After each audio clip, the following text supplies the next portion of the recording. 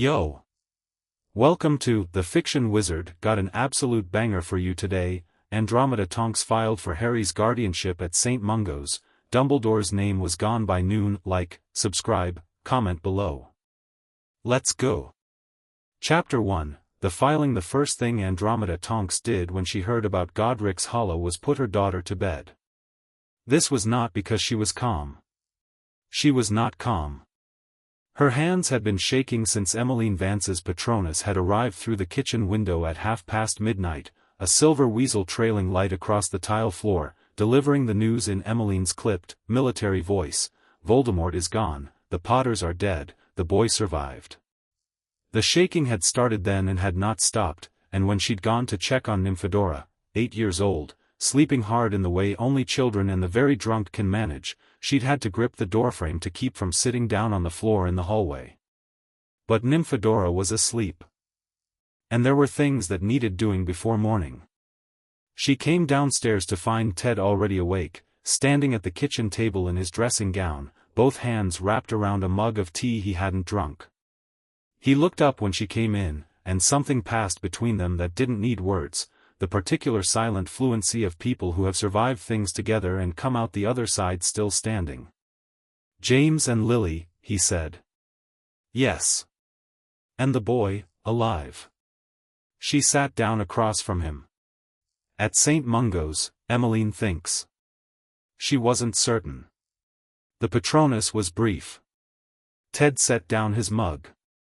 He had a face that was easy to read when he wanted it to be, and right now it was doing several things at once: grief, and the restraint of grief, and underneath that a particular watchfulness that she had always loved about him, the way he noticed things. "What are you thinking?" he asked. "I'm thinking about what happens next," Andromeda said. To Harry. "I'm thinking about who's already thinking about what happens next." Ted was quiet for a moment. "Dumbledore. He'll have a plan," she said. It wasn't an accusation. It was a fact stated flatly, the way you state the weather. He always has a plan. And his plan. She stopped. Pressed her fingers flat against the table. His plan will be careful. And considered. And it will put that child somewhere safe and quiet and completely out of reach, and in 20 years when Harry Potter is old enough to matter to the war, Dumbledore is already planning for the next Dark Lord. He'll be retrieved and pointed at the problem like a... She stopped again. "Andy," Ted said gently. "He is James and Lily's son," she said. "He is Sirius's godson. He is the word caught. He's family, Ted. The last of it, in any meaningful sense." Ted reached across the table and put his hand over hers. He didn't say anything about Sirius being in Azkaban, though they were both thinking it. He didn't say anything about the Black family tree or what it meant that she was the only one left who could claim Harry by blood on his mother's side. Lily had no magical family, and Petunia Dursley existed in Andromeda's mind as a grim last resort she intended to make irrelevant. "What do you need?" he asked instead. She turned her hand over and gripped his. "Paper," she said. "And the Ministry's after-hours emergency filing protocol. And someone to sit with Dora in the morning." Ted stood up and went to get the paper. By 4 in the morning, she had drafted the guardianship petition 3 times. The first draft was angry and showed it. The second was too careful, too hedged, too much the voice of a woman who expected to be refused. The third was precise. It cited the Magical Child Welfare Act of 1962, subsections 4 through 9. It cited Andromeda's credentials: healer-trained, currently practicing, with 17 years of stable household and a documented income. It cited the Black family charter's provision on godparental transfer rights, which was an obscure piece of pureblood law that Dumbledore almost certainly hadn't thought to weaponize because he thought in terms of magical protection, not family law. She cited her own blood relationship through the Black family line, which connected to Harry through Sirius, which was thin but real and legally sufficient under emergency guardianship provisions when a child had no surviving immediate family. And then, because she was Andromeda Black and she had been doing this since she was 17 years old, she added a personal statement. 2 paragraphs. She described herself as James and Lily Potter's friend, which was not untrue. She described her home. She described her daughter. She did not mention Dumbledore by name, but the statement made clear, in the particular way that very good legal language makes things clear without ever saying them directly, that she was aware other arrangements might be in progress, and that she was asking the Ministry to honor the existing law over any informal arrangements made under exceptional circumstances. She signed it at 4:52 in the morning and sealed it with a charm that logged the timestamp. Ted came in at 5 with fresh tea and read it over her shoulder. "It's good," he said. "I know. The Black Charter clause is clever. I know that too." She picked up the sealed petition and looked at it. "The Ministry's emergency filing window opens at 8. I want to be first through the door." "I'll get Mrs. Marchetti to sit with Dora," Ted said. Mrs. Marchetti was their Muggle neighbor, 73 years old, who had been managing Nymphodora's more colorful mornings with cheerful competence for the past 2 years and who asked no questions as long as there was biscuit tin access. Andromeda nodded. She was already thinking about St. Mungo's, about the order of operations. File first, then the hospital. You couldn't claim guardianship of a child you hadn't demonstrated a legal connection to, but you also couldn't delay. Every hour the petition sat unfiled was an hour in which something else could be put in place. He might already have filed something, Ted said quietly. It was the thing neither of them had said yet. "Then I'll supersede it," Andromeda said. "Emergency guardianship petitions have a 3-day review window. If Dumbledore files informally, if he places Harry somewhere through Ministry contacts or order channels rather than proper legal filing, then his arrangement has no formal standing. It's just a man who moved a child." She paused. "If he files properly, it'll be in the standard queue. And mine will be there first, with a timestamp." Ted looked at her for a long moment. "And if he contests it?" She smiled, and it was a black family smile, not cold, exactly, but extremely certain. "Let him," she said. "I spent 10 years learning the laws this country uses to manage us. I would love for Albus Dumbledore to contest me in a family court." St. Mungo's at 6 in the morning had the quality of all hospitals at that hour, the particular hush of a building that never entirely sleeps, the smell of cleaning charms and dittany, the sound of footsteps on tile. Andromeda had done her rotations here. She knew the layout the way she knew her own kitchen, and she moved through the spell-damage ward with the specific efficiency of someone who belongs somewhere. The welcome witch at the front was not someone she recognized, a young woman who looked like she'd been crying recently and was holding herself together through professional reflex. The whole hospital had that quality. Voldemort being gone should have been a cause for celebration, but it was the kind of news that landed like a stone in deep water. You felt the impact before you understood the size of it. "Andromeda Tonks," she said. "I'm here about the infant admitted last night. The Potter child." The welcome witch's expression went through several things quickly. "I'm sorry, we can't confirm. I'm a trained healer and I have a pending guardianship petition." She said it calmly and waited. The witch looked at her for a moment, then reached under the desk and pressed something. "One moment." The healer who came to meet her was a man named Cresswell, not family to Dirk, she thought. The build was wrong, with gray at his temples and an expression of someone who had been awake for 30 hours and was running on conviction and strong tea. He looked at her. She looked at him. "You're here about the boy," he said. "I am." He glanced around, a small, reflexive look, checking who was nearby. Then he said, quietly, "Come with me." The pediatric emergency ward was at the end of the east corridor, through 2 sets of warded doors. Cresswell talked as they walked, low and quick, the way healers talked when they had too much information and too little time. He was brought in at approximately 2 in the morning. "A Hogwarts groundskeeper, Rubeus Hagrid, do you know him?" "I know of him. He brought the child in. The boy was alive, but, Cresswell paused, chose his words. The magical backlash from whatever curse failed against him. It left a signature we've never documented. Every diagnostic charm we ran came back in a configuration none of us had seen. Not damaged.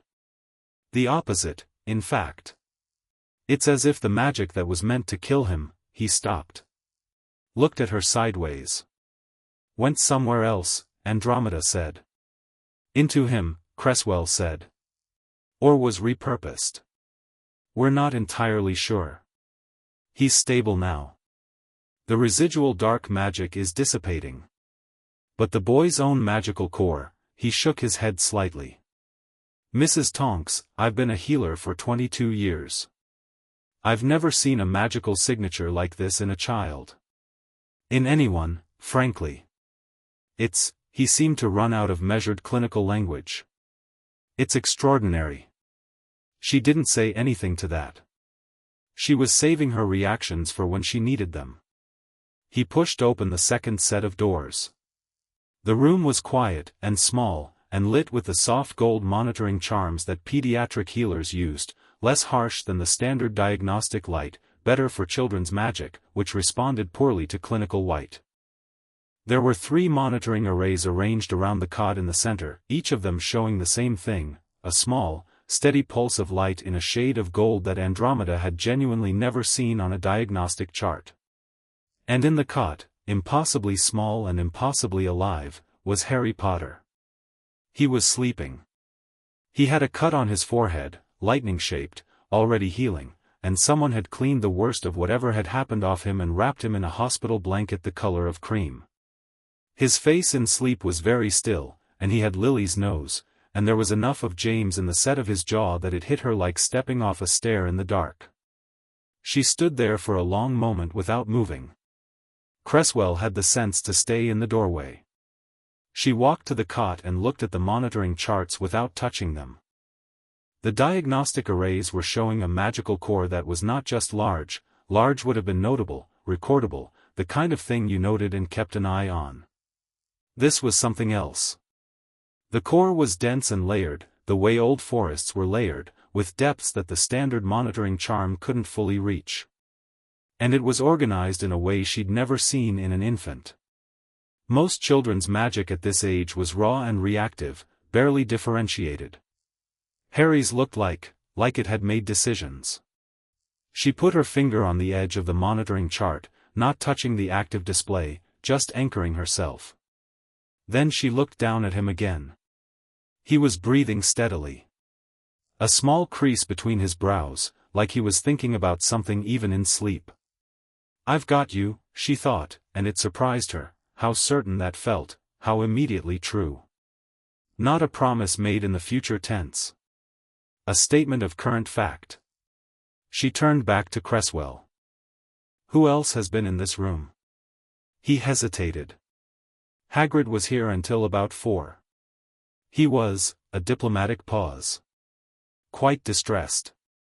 A healer named Pomfrey from Hogwarts came by and conferred with us around 3. And there was a request, through ministry emergency channels, to have the child's paperwork held pending. He stopped. Pending what? Pending review by senior ministry officials. He met her eyes. I didn't submit to it. I'm a healer. The child is in my care, not the ministry's. She looked at him for a moment. Thank you, she said. She meant it entirely. Mrs. Tonks, he said. The guardianship petition. Do you have grounds? She reached into her bag and produced a copy of the draft she'd filed that morning, not the official submission, that was already on its way to the ministry via emergency owl, time-stamped at 7:48, but a duplicate she'd made for exactly this purpose. She handed it to him. He read it. His eyebrows moved twice while he read, which told her he was finding the good parts. When he finished, he folded it neatly and handed it back. I'll note in his medical file, he said, that a family member with legal standing has attended and is pursuing guardianship. That will complicate any attempt to move him without proper authorization. It will, she agreed. He nodded once, and left her with Harry. She sat down in the chair beside the cot. The monitoring charms pulsed softly. Outside the ward, she could hear the hospital beginning to wake up properly, more voices, more footsteps, the building shifting from night mode to day. The wizarding world was waking up to the news. Some of them were celebrating. She could hear that too, distantly, someone in a corridor saying he's really gone with a kind of stunned joy. She looked at Harry, who slept on, unbothered by history. "Your mum," she said quietly. She wasn't entirely sure why she was talking to him. He was asleep, he was 14 months old, but it felt important, would have fought about this. "You know that? She was brilliant and stubborn and she loved your father even when he drove her absolutely mad, and she would have," she stopped. Breathed. "She would have wanted you to be with people who knew her. Not parked somewhere because it was strategically convenient." She paused. "And your father?"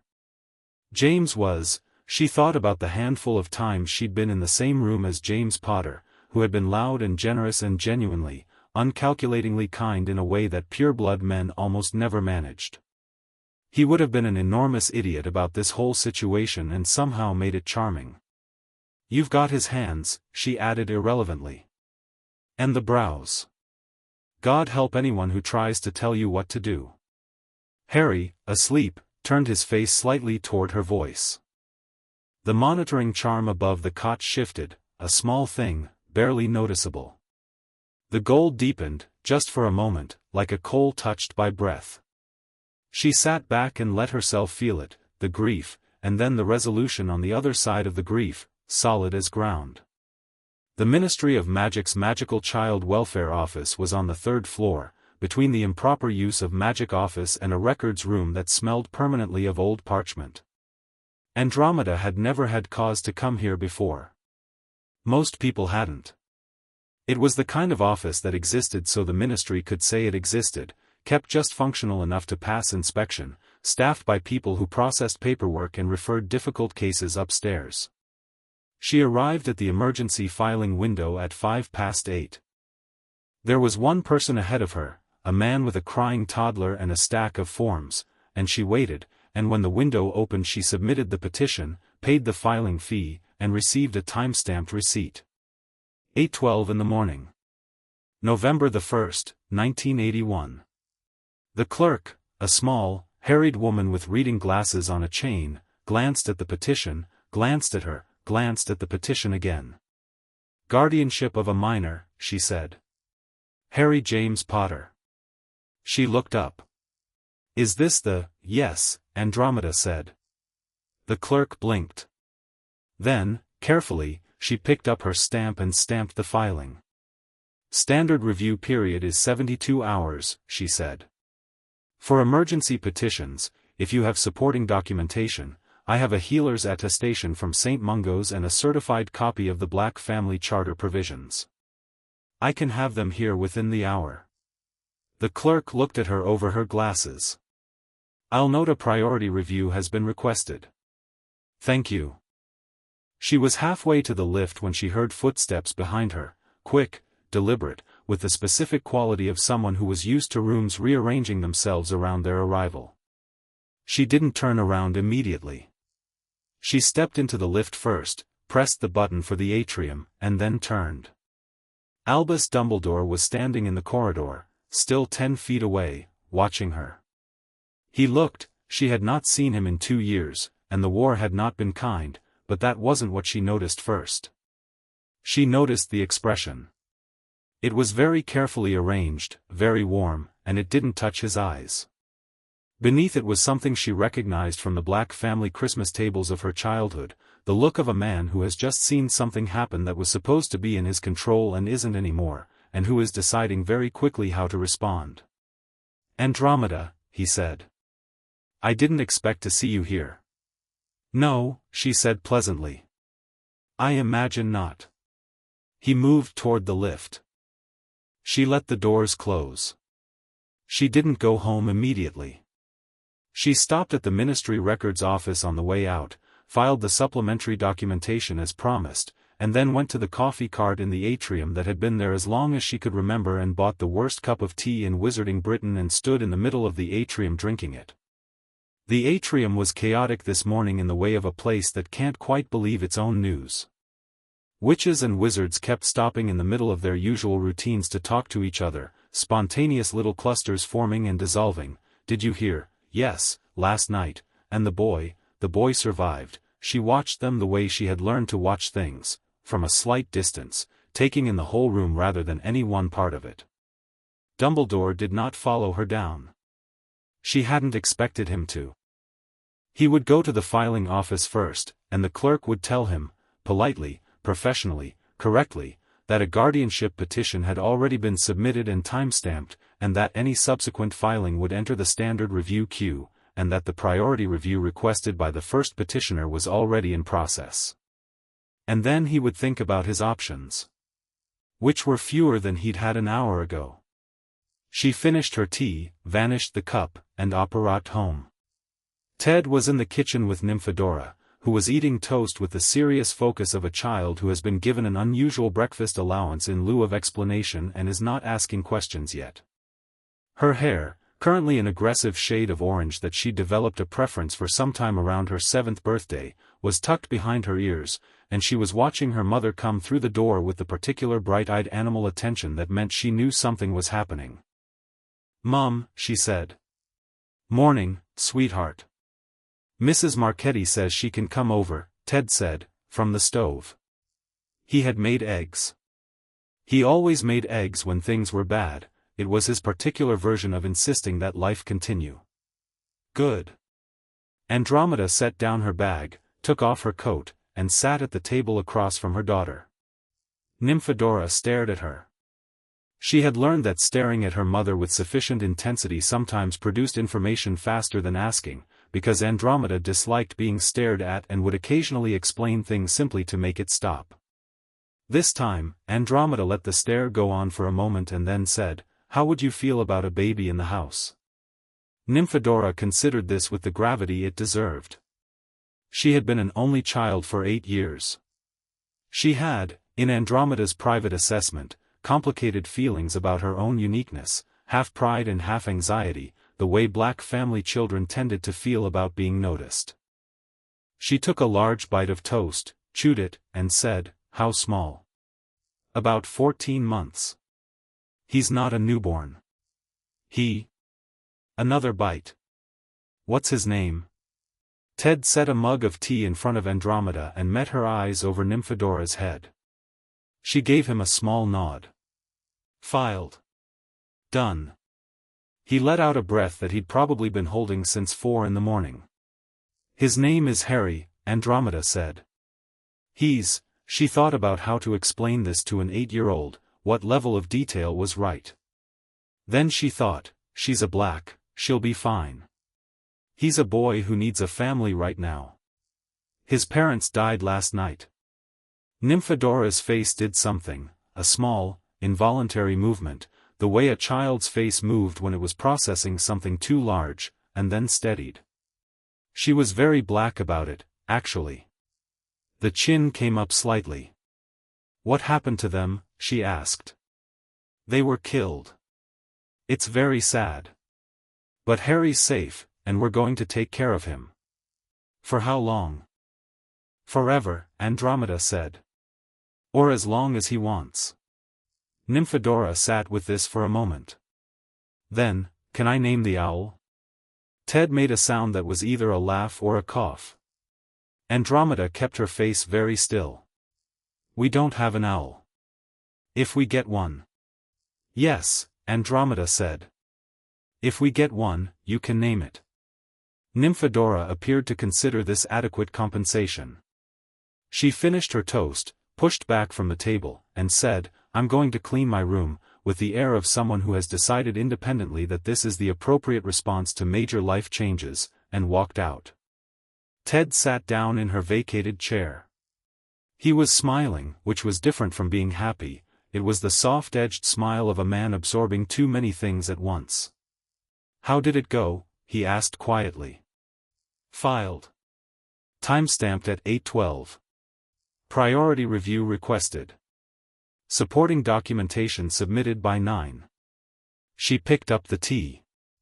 Dumbledore was there. I saw him in the corridor, coming toward the filing office. And the doors closed. She drank. He'll contest it. He won't do it openly, because he can't do anything openly right now. The ministry is in chaos, his order is scattered, and openly fighting a guardianship petition for the boy who lived 2 days after Voldemort's defeat is not a good look even for Albus Dumbledore. She set the mug down. He'll try to influence the review. He has contacts in the ministry. He'll make calls. He'll find the right people. Can he get it overturned? She thought about it honestly. Not easily. Emergency guardianship petitions with this level of documentation, she tapped the bag. The black charter provision is airtight. The healer attestation is in the file. And my household record is clean and stable. She paused. He'd need grounds to challenge the suitability of my home. And that means putting scrutiny on a woman who left the black family for a muggle-born man and who has been nothing but respectable for 20 years. In the current climate. She let that sit. The optics are his problem, not mine. Ted nodded slowly. What do we do now? Now, she said, we wait for the review. Which will take 3 days. And in those 3 days, she looked at the door Nymphadora had gone through. I'm going to go back to the hospital every day. I'm going to sit with that boy. I'm going to be the most relentlessly present guardian he has, on paper and in practice, so that when the review board makes their determination, there is no version of events where I am not Harry Potter's obvious, documented, legally irrefutable family. Ted reached over and covered her hand with his, the same gesture as 4 in the morning, the same steadiness. Okay, he said. Then that's what we do. The review board met on the 3rd of November. Andromeda wore her grey robes, professional, credentialed, the version of herself that had done ward rounds and sat in on clinical reviews. She brought 3 inches of documentation and a composure that she had been practicing in the mirror since 5 that morning. The board was 3 people, a ministry official named Runcorn, not the unpleasant one, a different branch, a senior healer from St. Mungo's, and a woman from the Department of Magical Law Enforcement named Hopkirk who looked like she'd been keeping herself awake on spite alone and who, from the way she went through the documentation, was extremely good at her job. Andromeda answered questions for 40 minutes. She was precise and unhurried. When they asked about her household, she described it. When they asked about her experience with children, she described that too, not just Nymphadora, but her healer work, the pediatric rotations, the families she'd seen at their worst and helped navigate back to steadiness. When they asked about her relationship to Harry Potter's family, she laid out the black family connection, Sirius's godparent status, the transfer provisions under the charter, and the particular circumstance in which Sirius himself was currently unable to act in that capacity. When they asked about her connection to the late Lily Evans Potter, she said, quietly and without performance, Lily was my friend. She was a young woman who chose to build a family at the edge of a war, and she deserved better than to die and have her son treated as a piece on someone else's board. She paused. I am asking to honor her choice by making one of my own. Hopkirk looked at her for a long moment after that. Then she made a note. The board took 20 minutes to deliberate. Andromeda sat in the waiting room and watched the clock. Ted had wanted to come but she'd asked him to stay with Nymphadora, partly because it was genuinely the right division of labor, and partly because she needed to face this particular room herself. She'd been facing rooms alone for most of her adult life. She was used to it. The door opened. Runcorn looked tired but not unkind. Mrs. Tonks, he said. If you'll come back in. The 3 of them were seated in a row behind the table. Hopkirk was holding a piece of parchment with the ministry seal on it. Andromeda sat down, put her hands in her lap, and waited. The review board, Hopkirk said, finds the petition to be in order and the applicant to meet all requirements under the Magical Child Welfare Act, including the provisions cited under emergency guardianship circumstances. She looked up. The board also notes the Black Family Charter provisions and finds them applicable under the current circumstances.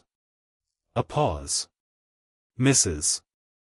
Tonks, are you prepared to take on the legal magical guardianship of Harry James Potter, with all the rights, responsibilities, and legal standing that entails? Yes, Andromeda said, immediately, without hesitation. Hopkirk signed the parchment. The healer signed it. Runcorn signed it. Then she pushed it across the table to Andromeda, and offered her the quill. The parchment was slightly warm from the ministry's authentication charm. The quill was standard ministry issue, slightly scratchy.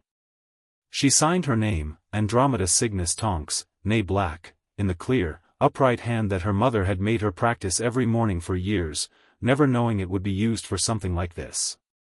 The authentication charm flashed. The parchment settled. It was done. She walked out of the ministry into autumn sunlight, and for a moment she just stood on the steps with the documentation in her bag and the wind against her face. Then she took out her wand and sent a Patronus to Ted, a peacock, which had been funny to them both since the first time it appeared, nothing like any animal she'd have expected, carrying 3 words. "We have him." She was back at St. Mungo's within the hour. Cresswell met her in the corridor with an expression that told her he'd already received the official notification. He had a look on his face that was professional satisfaction barely contained, the specific pleasure of a man who had done the right thing at the right time and seen it matter. "I've briefed the ward staff," he said. "You have full visiting rights. We're keeping him another 48 hours minimum. We want to continue monitoring the magical residue, but in terms of his medical status, he's stable and progressing well. Eating, sleeping, responsive to stimuli." A small pause. He's been cheerful, actually. Considering. She nodded. "Is there anything I should know about his care?" "We've been using standard diagnostic charms, but given the unusual configuration of his core, we'd recommend a full baseline assessment before discharge. Something for his records." He glanced at her. "I'd also, look, this is probably professional overreach, say it. The monitoring charts from last night." He hesitated. "I've been a healer for 22 years, Mrs. Tonks. I've never been particularly moved by the metaphysical side of our work. Magic is magic, it follows rules, I document it." He paused. "When Hagrid brought Harry in last night, all 3 of our pediatric monitoring arrays lit up simultaneously. All of them. We've never had that happen. The charge nurse had to reset the eastern array because it went into overflow." Andromeda absorbed this. Overflow. The reading was too high for the standard scale. She thought about what Cresswell had said that morning, the magical core that looked like it had made decisions. She thought about the monitoring charm's shifting color when she'd sat beside the cot and talked to him, the particular quality of that child's sleeping face. "I'll want copies of all monitoring data since admission," she said. "Already prepared," he said. She walked down the corridor to the pediatric ward. The morning sun came through the east-facing windows in long pale bars, and the ward had the quality it always had at this time of day, quiet, unhurried, the overnight staff handing off to the day team in low voices, the particular domestic peace of a place where people were being kept alive and looked after. She pushed open the door to Harry's room. He was awake.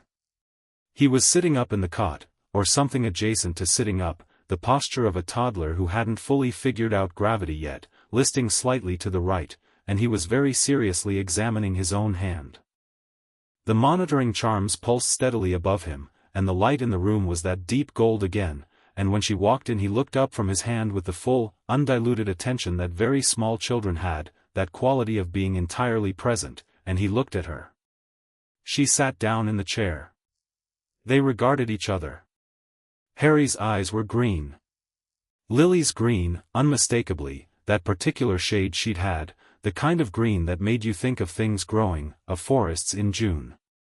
He had one hand gripped around the cot rail and the other still raised slightly, the examination of his fingers apparently paused but not concluded. "Hello, Harry," she said. He made a sound, something between a syllable and a question, the speech of a child who had words forming but not yet sorted. "We've met before," she said. "You were very small. You wouldn't remember." She paused. "I'm Andromeda. I was your mum's friend." She watched his face. It did something when she said mum, not grief. He was too young for grief as a conscious thing, but a flicker of something, a recognition of a category of person. "You're going to come and live with us," she said. "My husband Ted, and our daughter Dora. She's 8. She's going to she'll drive you mad, probably. But she's very good at it." Harry blinked.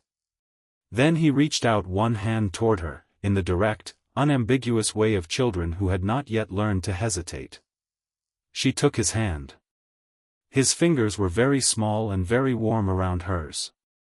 The monitoring charm above the cot shifted, not a flicker this time, not a brief deepening. All three arrays brightened simultaneously, the gold going rich and steady, like something that had been waiting for exactly this. Cresswell was going to have a lot of notes to write. She sat there with Harry's hand in hers as the morning moved around them, and she thought about the petition sitting on file at the ministry, and about Dumbledore in the corridor watching the lift doors close, and about the piece of parchment in her bag with her name on it and the authentication seal, and she thought, this is what it looks like when you refuse to be managed. This. A woman and a child in a hospital room, with legal documentation and 20 years of being told she'd made the wrong choices and here, finally, irrevocably, being proven right. Harry tugged at her hand, interested in her ring, and made another sound. "Yeah," she said. "I know." That evening, back at the house, she found a letter on the kitchen table. Delivered by Hogwarts Owl, which was a very pointed choice.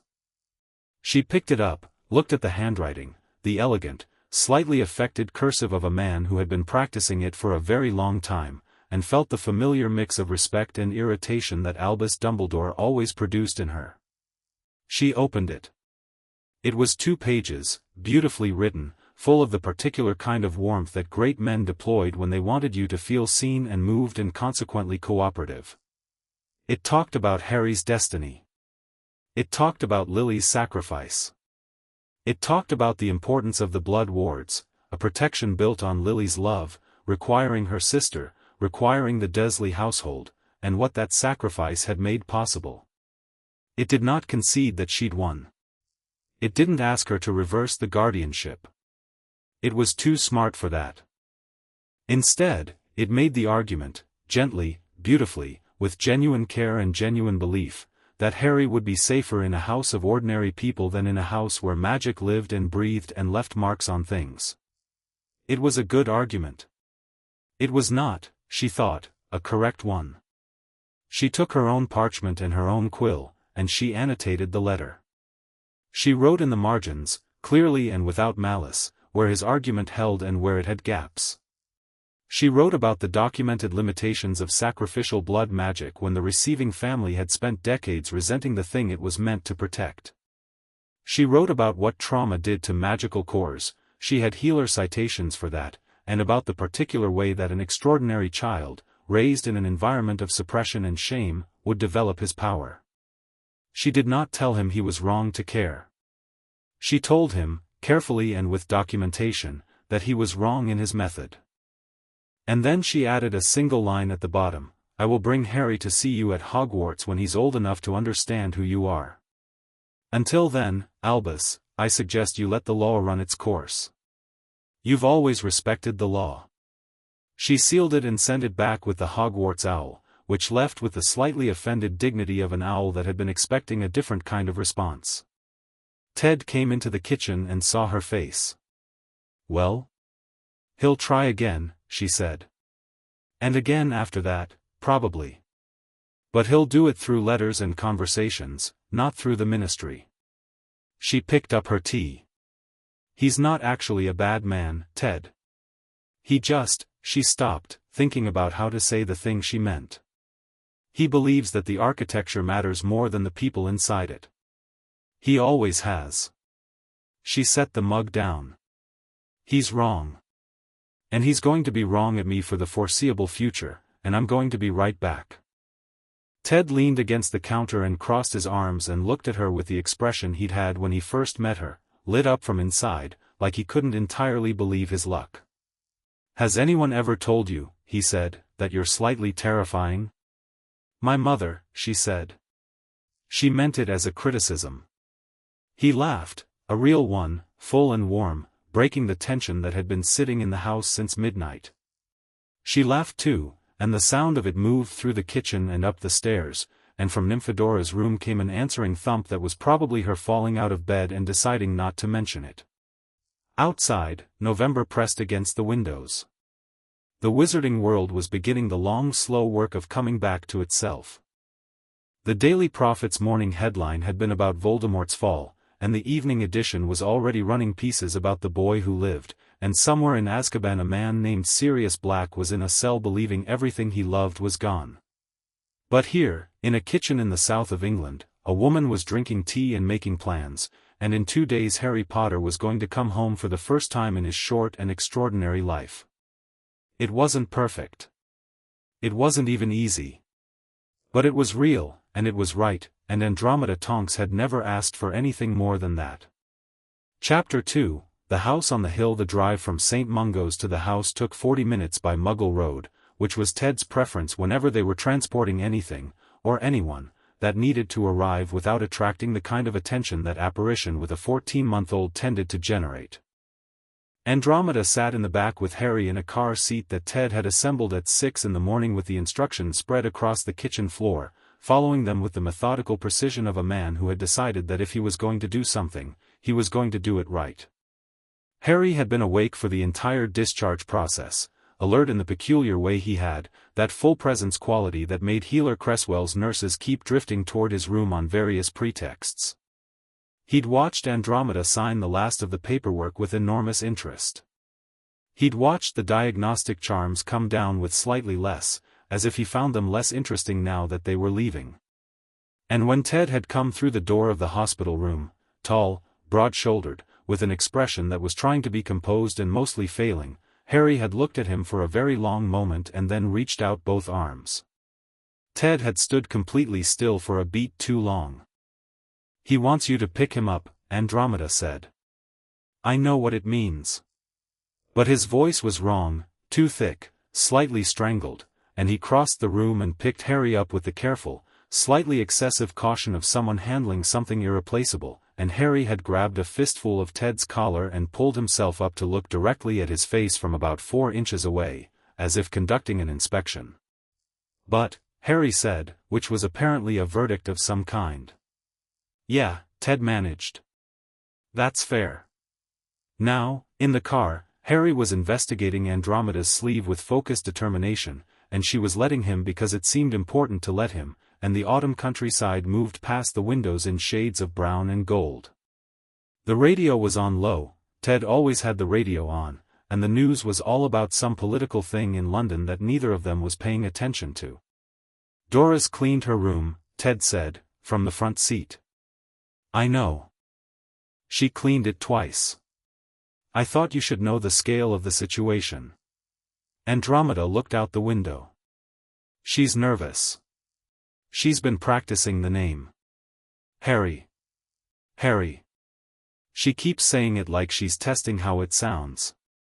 In the back seat, the subject of this conversation was now attempting to eat Andromeda's sleeve with great purpose. She gently extracted the fabric from his mouth. He looked at her with Lily's eyes and absolute zero guilt and tried again. "No," she said. He paused. Looked at her. Tried a different corner of the sleeve. She thought, "This child is going to be an absolute handful and I have never wanted anything more." The house had been built in 1934 by a wizard who'd had strong opinions about hills and moderate opinions about architecture, which meant it sat at the top of a long slope with excellent views in 3 directions and a layout that made no structural sense whatsoever, rooms opening into other rooms at odd angles, a conservatory that faced north for reasons no one had ever explained, a staircase that had an extra step that appeared and disappeared based on the moon phase, which Ted had documented in a small notebook he kept on the 3rd shelf in the kitchen. They'd bought it in 1972 for less than it was worth because nobody else wanted a house that was this stubborn about being itself. Andromeda had loved it immediately. Ted had taken 3 months to come around and then fallen for it completely. They'd repainted the front door 4 times and never managed a color the house seemed to agree with, so now it was a dark blue that was almost black, which the house tolerated with what felt like resigned dignity. When the car turned up the lane and the house came into view, Harry pressed his face against the window. The garden was a mess. Late autumn had seen to that, though Ted's runner beans had been spectacular in August, and the conservatory glass caught the afternoon light and threw it in several directions. The front door was closed, but even from the lane Andromeda could see the curtain twitch in the front room, which was Nymphadora announcing herself in the only way she could manage without actually coming outside. Ted parked and killed the engine. For a moment none of them moved. Then Harry pressed both palms against the glass of the window, leaning forward, and made a sound that wasn't quite a word but had the quality of recognition, as if whatever he was looking at lined up with something he'd already worked out on his own. "Ready?" Ted said, to Andromeda, or to Harry, or possibly to himself. "Yes," said 2 of the 3 of them, though only one was verbal. Nymphadora was standing in the hallway when they came through the door. She had clearly positioned herself there carefully, near enough to seem casual, far enough to maintain dignity, and she was wearing the orange hair she'd decided was her signature, and she had her arms crossed, and she was trying very hard to look like a person who was comfortable with the situation. Harry, from Ted's arms, looked at her. Nymphadora looked at Harry. The hallway was very quiet. Then Harry's hair, which had been the dark bird's nest tangle it had been since birth, shifted. Just slightly. Just at the edges. A faint, impossible orange. It lasted about 3 seconds before it went back to black. Nymphadora's arms dropped to her sides. Her mouth opened. She looked at Andromeda with an expression of pure, overwhelmed disbelief. "Mum," she said. "Mum, did you see that?" "I saw it. He went orange. He went my orange. He did that on purpose. He's 14 months old, Dora. He may not have, he absolutely did it on purpose." Nymphadora stepped forward and looked at Harry with an intensity that was half awe and half personal recognition. Harry looked back at her with that clear, assessing gaze. "Can you do it again?" she asked him. Harry reached out and grabbed her hair. She yelped, not in pain, more in surprise, and then laughed, a real, unself-conscious laugh, the kind she didn't do often, and Harry laughed too, this sudden bright sound that filled the hallway and bounced off the walls and kept going, like something had been waiting to let it out. Every candle in the house lit at once. Not the electric lights, Ted had those, they were sensible, you could flick a switch, but the candles. The ones on the mantel in the sitting room and the ones in the jar on the kitchen counter and the taper candles in the dining room that they only used at Christmas and the small stub candle in the hallway that nobody ever remembered to light. All of them, simultaneously, with a clear warm flame that didn't gutter or flicker. The 4 of them stood in the hallway and looked at the candles. "Right," Ted said, after a moment. "So that's something we'll have to get used to." Nymphadora was grinning the way she grinned when she was about to say something that she knew she'd get in trouble for. "I like him," she said firmly. "He's staying." "Yes, Dora. I'm going to teach him everything I know." Andromeda and Ted made the specific eye contact of parents who have just received information they do not want to examine too closely. "We'll discuss the curriculum," Andromeda said. The room they'd given Harry was the small one off the landing, the one that had been storage since they moved in and had spent the last 4 days being cleared, painted, and furnished at a pace that suggested Ted had treated the project as a personal challenge. Andromeda had said, something simple, he's not even two. Ted had produced a room that was simple in structure and warm in feeling, pale yellow walls, a low bookshelf already half filled with books that were too old for Harry now but that Ted had apparently been unable to stop himself from buying, a mobile above the cot made of small animated figures that Andromeda had found at the back of a magical toy shop in Diagon Alley and that moved in slow, independent patterns.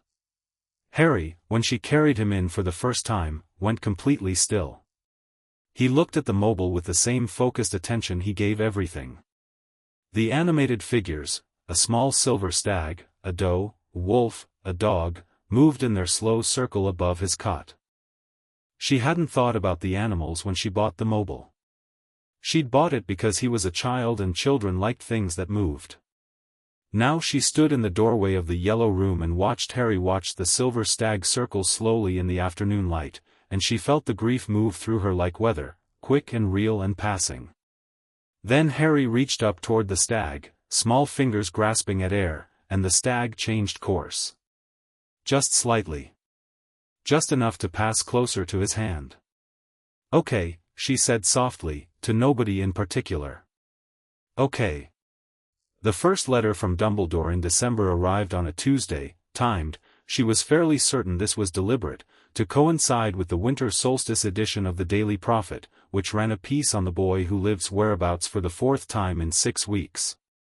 The wizarding public had a feverish, devoted interest in Harry Potter that Andromeda found both understandable and alarming.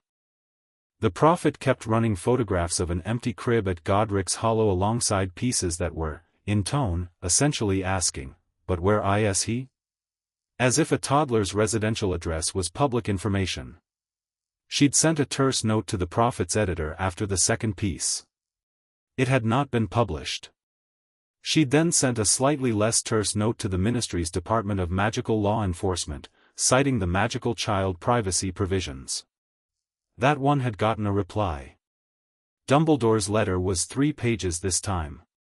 He had moved on from the emotional argument, she'd answered that one thoroughly enough that he'd apparently decided to regroup, and was now making a different case. It was about Harry's safety.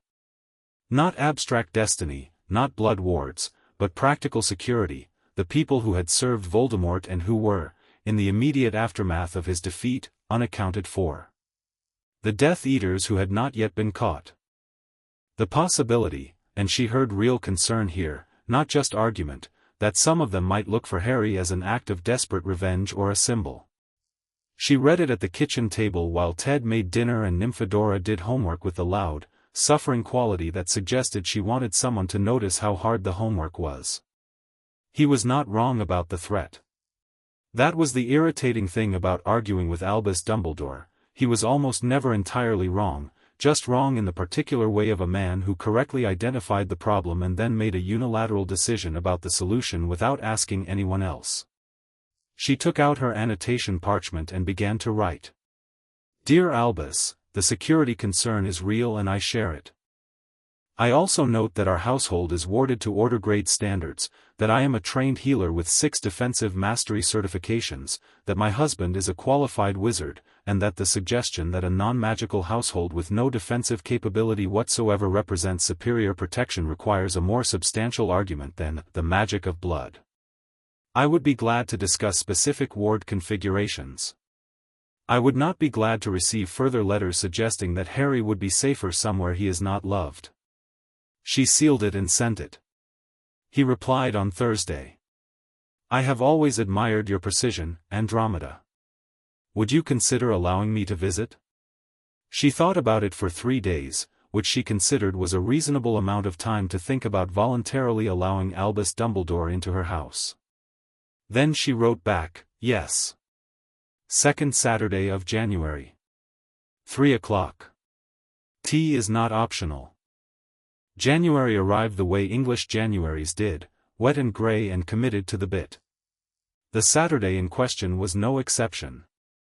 Andromeda had spent the morning with Harry in the kitchen while Ted took Nymphadora to the Muggle Library, which was a Saturday institution that both of them loved and which Andromeda privately suspected was also Ted's strategy for keeping Nymphadora from engineering some kind of dramatic welcoming display for the headmaster. Harry, at 15 months now, had developed strong opinions about several things: the color red, scrambled eggs, the silver stag on his mobile, and Nymphodora's hair, which he attempted to grab whenever she was within reach. He had also developed an early and impressive vocabulary for his age, not complete sentences, but specific and chosen words deployed with precision, which his healer had found notable and which Andromeda found entirely consistent with his general quality of paying more attention to things than things expected. He was currently sitting on the kitchen floor, surrounded by the stacking blocks Ted had gotten him, performing what appeared to be a structural engineering analysis of the best way to make them fall. "Careful," Andromeda said, from the table. Harry looked at her. Looked at the tower he'd built. Pushed it. It fell. He watched it fall with evident satisfaction. "You did that on purpose," she said. "Yes," said Harry, which was one of his reliable words and which he used with accuracy. She looked at him for a moment. "Of course you did." At 3 o'clock precisely, the front gate announced a visitor with the soft chime they'd had it warded to produce, and Andromeda opened the front door before Dumbledore could knock. She was always briefly struck by this, very old, and very present. Most people's age receded when you were with them, became context. Dumbledore's didn't.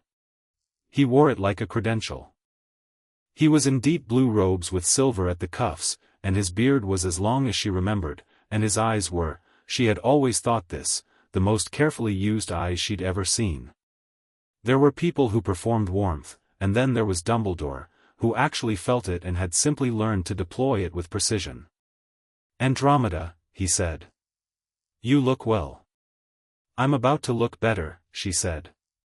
"Come in."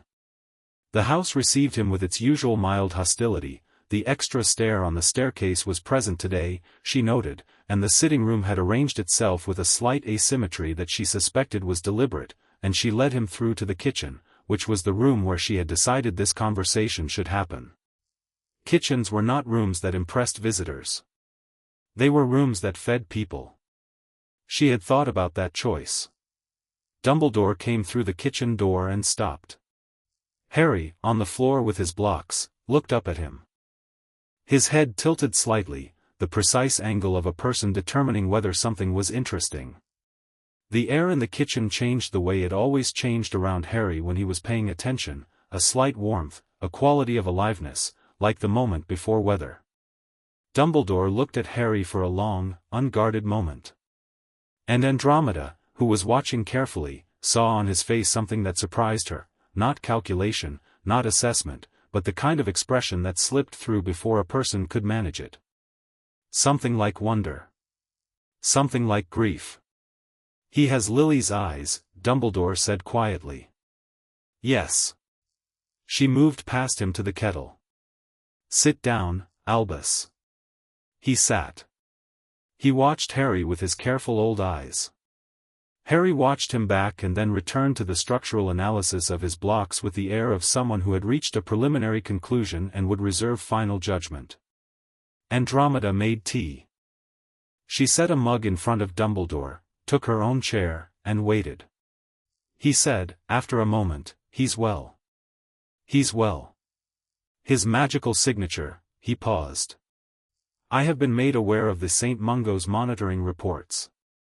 I asked Cresswell for a summary, which he declined to provide, citing Guardian confidentiality." He looked at her. "Correctly." "Yes.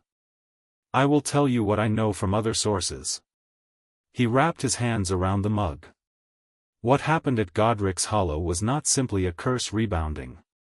The magic that Lily worked, the sacrificial protection, it met Voldemort's killing curse inside Harry. And something was resolved. Something was changed. He chose the word carefully. "I believe the shape of it will become clearer as he grows. I believe it will be significant." He looked directly at her. "This is why I wanted him somewhere I could monitor." "No," Andromeda said. Dumbledore stopped. "Not no to the monitoring," she said. "I agree that his development will need careful attention. I've been documenting it since we brought him home." She held his gaze. No to the premise. He is not a subject for monitoring. He is a child for raising. The distinction is not subtle, Albus. A beat of silence. Harry knocked over his tower again and made a small sound of satisfaction. You are very like your mother, Dumbledore said, and then, and this was the thing about him, the thing that made it impossible to simply dislike him, he said it with something that wasn't a compliment or a criticism but was instead a complicated form of acknowledgement. I mean the intelligence. Druella was formidably intelligent. She used it in directions I found deplorable. He paused. You use it differently. I use it to keep children from being used as chess pieces, Andromeda said. Sit with the tea, Albus. I have something to tell you. She had been thinking about how to approach this for 3 weeks. She had decided on honesty, which was always her preference anyway, but calibrated honesty, the kind that gave a person enough to be real with, without handing them leverage. I am building a record, she said. Of the decisions made in the hours after Halloween. Who filed what, in what order, through what channels. What arrangement you were in the process of making and through which ministry contacts. She watched his face, he was very good, but the stillness came down a fraction of a second too late. I'm not building it as a weapon. I'm building it because the decisions made about Harry in his first hours of life deserve to be documented, and because if anyone ever argues that his guardianship was improperly assigned, I want the full picture available. That is prudent, Dumbledore said, carefully. It is, she agreed. It's also a record that, if it ever became necessary to use it, would require a number of people to explain their actions publicly. She paused. I am telling you this because I want you to know I have it. Not because I intend to use it. Harry does not need that fight, and I'm not interested in it. She looked at him steadily. What I want is simple. I want you to stop trying to find angles. I want you to accept that Harry is here, he's loved, he's healthy, and you can be part of his life in the way that's appropriate for a man who was his parents' headmaster and who is going to be his headmaster too in 10 years. That's not a small thing. That's a real thing. Dumbledore was quiet for a long moment. Outside the window, the January rain had started again. Harry, having exhausted the entertainment value of the blocks, had hauled himself upright using the leg of Andromeda's chair and was now standing, slightly unsteadily, with the air of a person about to try something inadvisable. Dumbledore looked at him. He's standing, he said, slightly surprised. He's been standing for 2 weeks. He'll walk properly soon. Early, for a child his age. Everything about him is early, she said, without pride or alarm, just factually. He said his first clear word at 10 months. He's been identifying magical objects by sight since December. 2 weeks ago he levitated a cup. She paused. Without the cup moving. Dumbledore's eyes came back to her very quickly. I'm sorry. The water inside the cup, she said. He levitated the water out of the cup and held it in a sphere for approximately 12 seconds before he got bored and it fell. She looked at him steadily. He's 15 months old, Albus. So yes. I am documenting his development. I am also teaching him, age-appropriately, what magic is and what it's for. And he is going to grow up in this house knowing who he is, where he comes from, and what his parents chose. She paused one final time. He is going to be extraordinary. And he is not going to be afraid of anyone. She let that land. Dumbledore drank his tea. He set the mug down with care. And then he did something that she had not entirely expected. He said, I hope you're right, and she could hear in it that he meant it, and she could also hear the part underneath it that he hadn't said yet, the part that said and I'm not sure you are, and I am going to have to live with that uncertainty. For a man who had spent 50 years being certain about things, that was something. Harry let go of her chair leg and took 4 unsteady steps across the kitchen floor and then sat down abruptly, landing with the thump of a person who had decided that was enough walking for one day. He looked up at Dumbledore from the floor. "Huh," said Harry, which might have been hello or might have been a statement of general principle. "Indeed," said Dumbledore, and smiled, a real one, she thought, or the realest one he had. After he left, she sat at the table with the second cup of tea she'd made for herself and pulled out the file she kept in the kitchen drawer.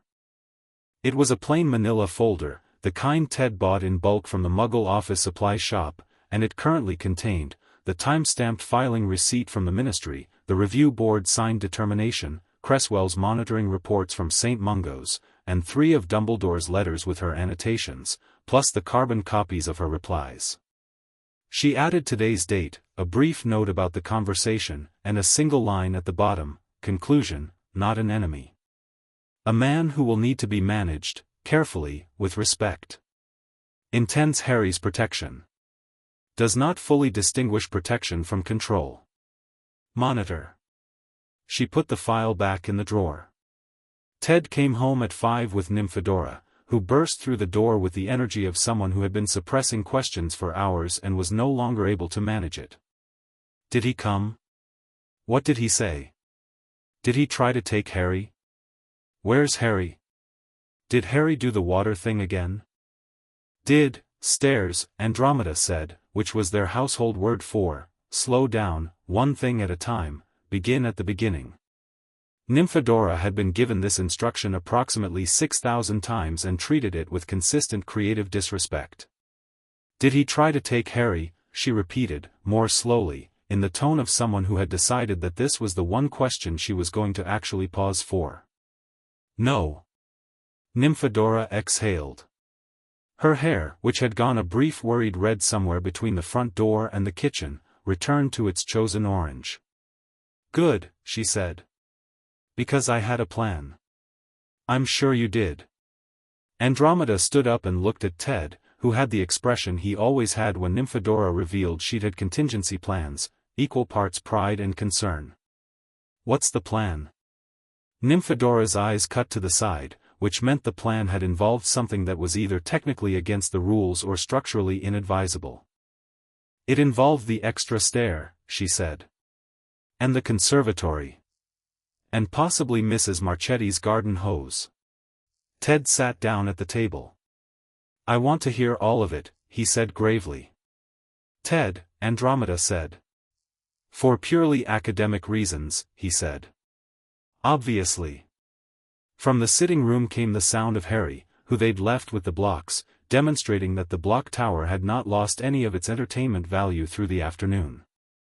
The sound of small things falling and the bright note of a laugh that lit the edges of the room. Spring came and with it a package from Remus Lupin, forwarded through 3 different addresses before it found them, which told her the Ministry was still not sharing forwarding information freely, which she was going to have a strongly worded word about. The package contained a brief note that said almost nothing, in the precise handwriting of someone who had been careful for so long that careful had become the only register they had left. I heard you have Harry. I'm glad. He should have someone who knew Lily and James. And then, if you need anything. If he needs anything.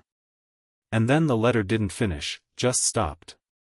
She wrote back the same day, come for Easter. We have a spare room. Harry needs to meet you. His reply came back in 4 days, should mention, I'm a werewolf. I understand if that changes the invitation. She read that in the hallway and felt a brief, precise anger at the universe for what it did to people who hadn't asked for it. Then she wrote back, I'm a trained healer. The spare room has a good lock and we have wolfsbane. Come for Easter. Ted, reading over her shoulder, we don't have wolfsbane. I'll get it, she said. He nodded. Right. Easter. The thing that happened in March was not what anyone would have called a legal emergency, but Andromeda logged it in the file because she logged everything. Harry, who was now 2 and mobile and deeply committed to investigating all areas of the house including the ones he hadn't been explicitly invited to, had been found in the library, the small one, off the study, with the black family books that she'd taken when she left, the ones with the locked covers and the magical index, sitting on the floor with 3 of the books open in front of him, none of which he could read, each of which was open to a page of runic notation. He had been tracing the runes with his finger, and the pages had been glowing faintly where he touched them. She stood in the doorway of the library for a full minute just watching. He was completely absorbed. His finger moved from one symbol to the next with the unhurried attention of someone who was not learning but recognizing, as if the runes were matching with something he already had inside him and the touching was simply the confirmation. "Harry," she said. He looked up.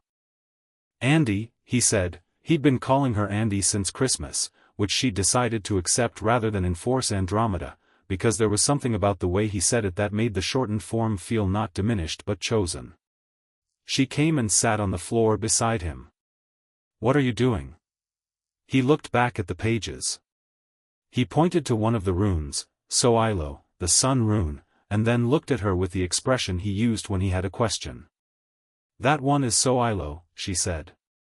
"It means light. Victory, sometimes. Clarity." She watched his face. "Do you like it?" "Yes," Harry said, and touched it again, and the glow under his finger was warm and steady and entirely deliberate. She looked at her 2-year-old son, and he was her son. She'd stopped qualifying that word sometime in January. It had just become true, sitting on the library floor in the afternoon light, learning the language of magic with the same natural ease with which Nymphadora had once learned to adjust the color of her hair without thinking about it. "He's not afraid of anything," she thought. "He doesn't even know to be afraid." She pulled the book gently toward her. "Shall I read you the rest of them?" "Yes," Harry said, and settled in against her side with the comfortable weight of a child who had never learned to hold himself at a distance from people he trusted, and Andromeda began to read, and outside the March light moved across the hills, and the house settled around them with the particular satisfaction of a building that had finally, fully decided it approved. On the 15th of April, she received a letter from the ministry. It was brief, official, and carried the seal of the Department of Magical Law Enforcement. It informed her that a petition had been formally filed by one Sirius Orain Black, currently residing in Azkaban prison, requesting a review of the evidence that had led to his conviction. Except there was no conviction. There had been no trial. She had known this. She'd been building toward it since November, the quiet second current running under everything else. But seeing it stated in official ministry language, the bare fact of it, that a man had been in Azkaban for 2 years without a trial, that this was something the ministry had apparently considered normal enough not to notice, made the anger she'd been keeping at a managed temperature run briefly hot. She went to her desk. She pulled out the second file, thicker than the first, with a black cover rather than a manila one, because she had always been her mother's daughter in at least the one respect of having a color-coding system. Inside it were 3 months of careful work, the Azkaban admission record she'd obtained through a Ministry Freedom of Information request that had taken 8 weeks to process, the legal provision under which Sirius should have been tried, the record of the order meeting minutes from the night of the 31st in which Sirius Black had been named as a secret keeper, but at whose suggestion, and when, and how that had shifted.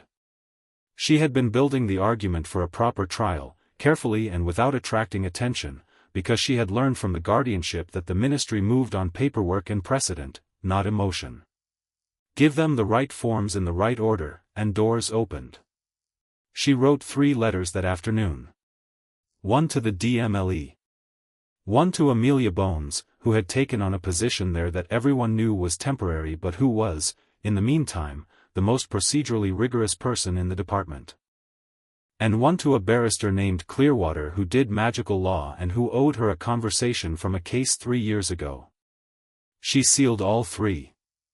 Then she went downstairs, where Harry was sitting at the kitchen table eating apple slices with the focus of a professional, and she sat across from him and watched him eat, and she thought about what she'd said to Dumbledore in January. He is not going to be afraid of anyone. Sirius had held Harry on the night James and Lily died. He had been the first one to the scene at Godric's Hollow, before even Hagrid. He'd wanted to take Harry himself and been, she didn't know the full story yet, it was part of what she needed to establish, he'd been sent after Peter Pettigrew instead, and 12 Muggles had died, and Sirius had gone to Azkaban without anyone asking the questions that should have been asked. Harry, eating his apple, looked up at her. "Andy." "Yes, love." "Dora says there's someone called Sirius," he said. He'd gotten better with sentences recently, gone from precise single words to short, direct constructions that had the same quality as his runic tracing, not a child learning to speak but a child who already knew what he wanted to say and was acquiring the tools to say it. "Who is he?" She looked at him. He was 2 years old.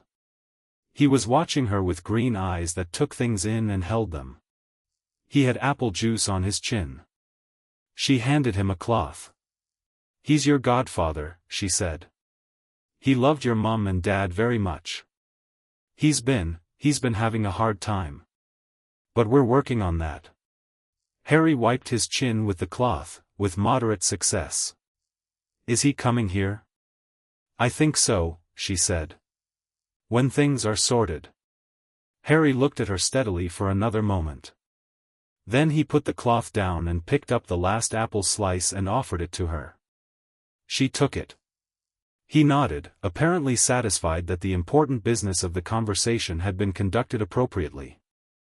Outside the kitchen window, the April light lay across the hill in long gold bars, and the runner beans Ted had planted optimistically last month were showing the first pale green of coming growth, and somewhere in the filing cabinet in the study was a black folder and a manila folder and a growing stack of documentation that represented, if nothing else, Andromeda Tonks's insistence that the world be made to account for its choices.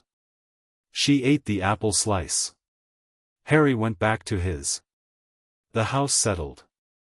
The candles, always the candles, they had stopped being surprised by the candles, glowed warm and steady in the kitchen light.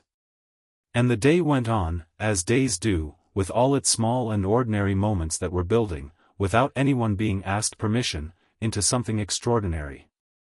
Chapter 3, The trial that wasn't the Department of Magical Law Enforcement occupied the second floor of the Ministry of Magic with the grim confidence of an institution that had been there long enough to believe it was permanent.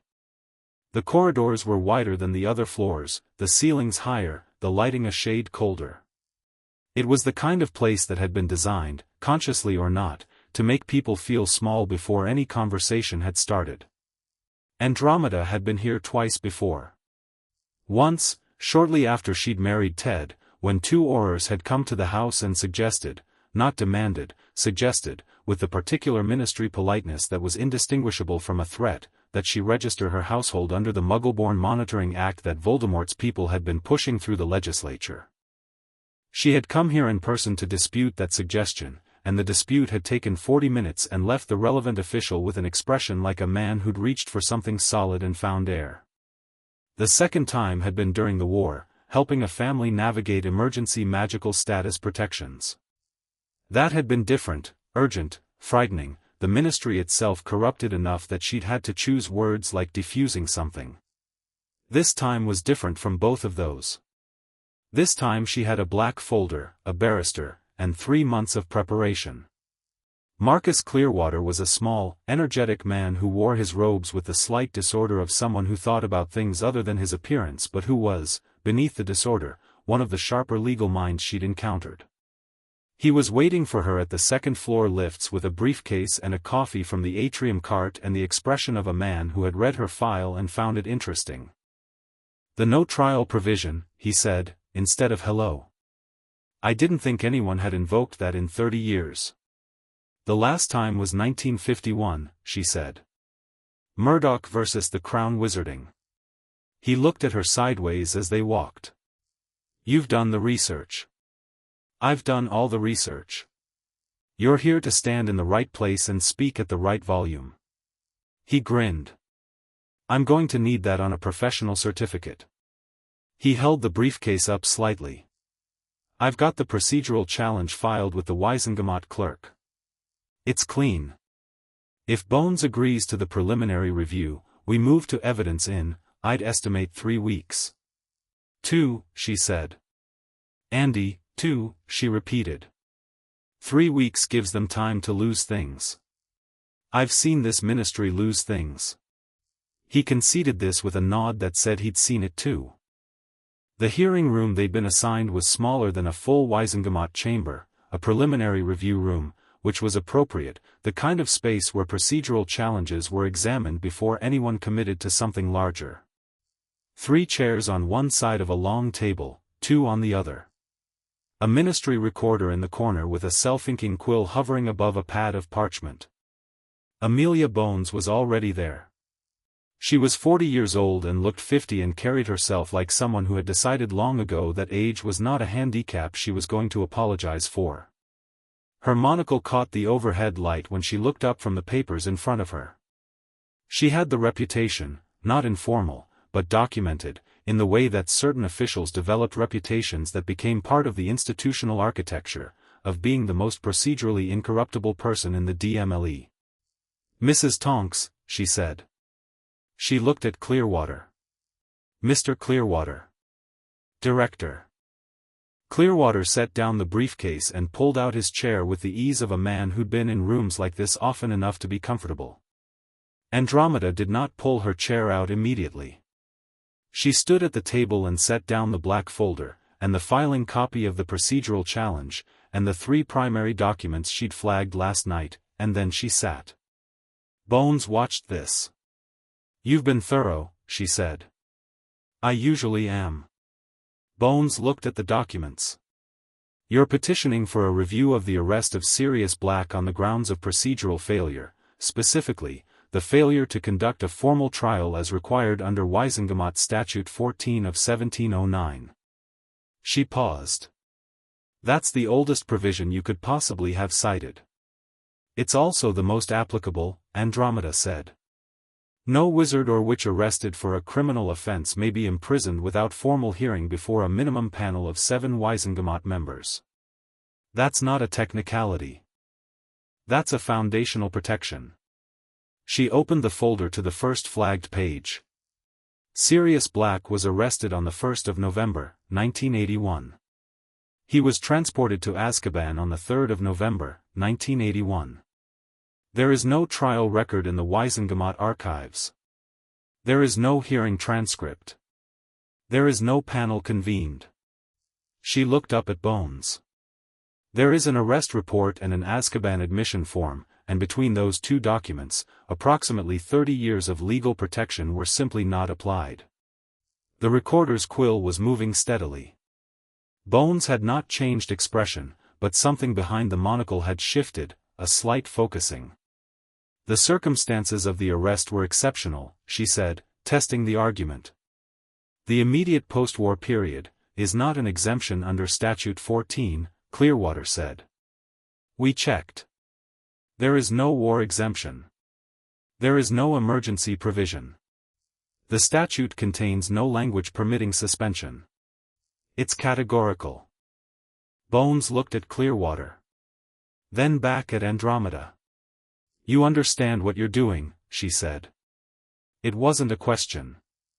"I understand that a man has been in Azkaban for 2 years and 3 months without being convicted of anything," Andromeda said. "And I understand that he is Harry Potter's godfather, which means he is the closest surviving family Harry has besides my household. And I understand that if Sirius Black is guilty, he can be found guilty at an actual trial with actual evidence. And if he's not," she let that sit. "And if he's not," Bones said slowly, "then this ministry has committed something considerably worse than a procedural failure." Her voice was level. Her expression was level. But the quality of her stillness was the stillness of a person doing rapid internal calculation and not showing the results. "Yes," Andromeda said. "That's correct." The room was very quiet except for the recorder's quill. Bones looked at the documents for another moment. Then she picked up her own quill and wrote 3 lines on the parchment in front of her. She signed it, pressed her ministry seal into the wax, and pushed it across the table. "Preliminary review granted," she said. "Evidence hearing in 14 days. I'll convene a panel of 9, 2 above minimum, given the profile." She stood. "Mrs. Tonks. Mr. Clearwater." She paused at the door. "I should tell you, if the evidence supports what you're suggesting, this will be uncomfortable for a number of people in this building." "I know," Andromeda said. Bones nodded once. "Good," she said, and left. Clearwater let out a breath that had clearly been contained since they sat down. 14 days, he said. "You said 2 weeks." "I did," she said, picking up the folder. The 14 days were some of the busiest she could remember since the Guardianship review. There were documents to locate and authenticate, witnesses to identify and approach, and the particular problem of Sirius Black himself, who had been in Azkaban for over 2 years and who she needed to be able to represent accurately in a room where she could not bring him. She had written to the Azkaban administration requesting a visitation permit 3 days after filing the procedural challenge. The permit had come back denied. She had then gone through Clearwater to file a legal representation order, which required visitation, which could not be denied under the representation statutes. The permit arrived the following day, with a stamp that expressed ministry reluctance in the specific way of paperwork that has been through several unhappy hands. She went alone. Ted had offered to come. She'd said no, not because she didn't want the company, but because she needed to be something particular in that room, and having Ted with her would make her less of it. The boat to Azkaban moved through grey water on a grey morning, and the fortress came out of the mist the way fortresses in stories did, gradually, and worse than you'd expected. She had been composed about this. She had been professionally prepared. She had the legal documents and the interview protocol and the detachment of a woman who had done hard things before.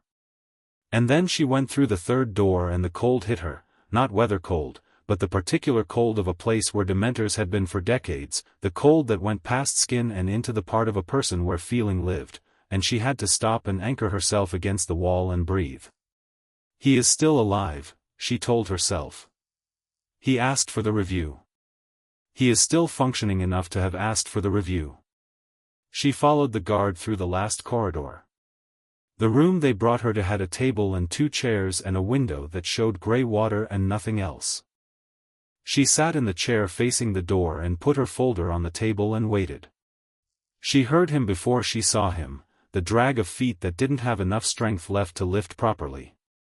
And then the door opened, and Sirius Black came through it, and she did the thing she had promised herself she would do, which was not react. He was thin. That was the first thing, the thing that overrode everything else, a thinness that went past lean into something that looked structural, like weight had been removed from him in ways that weren't just physical. His hair was long and tangled and the grey in it was not age but Azkaban, which did that to people. He moved like someone who had forgotten that movement was supposed to have purpose. And his face, she had known Sirius Black as a young man with a face that had been built for laughing, a face that was half his mother's sharp geometry and half something entirely his own. His face had been rearranged by 2 years of Dementors into something older and more careful. But his eyes. She had known him since he was 15 and running away from Grimmauld Place to James Potter's house, and his eyes had always been the most alive thing about him, grey and furious and relentlessly present. His eyes were still alive. He sat down across from her. He looked at the folder. He looked at her.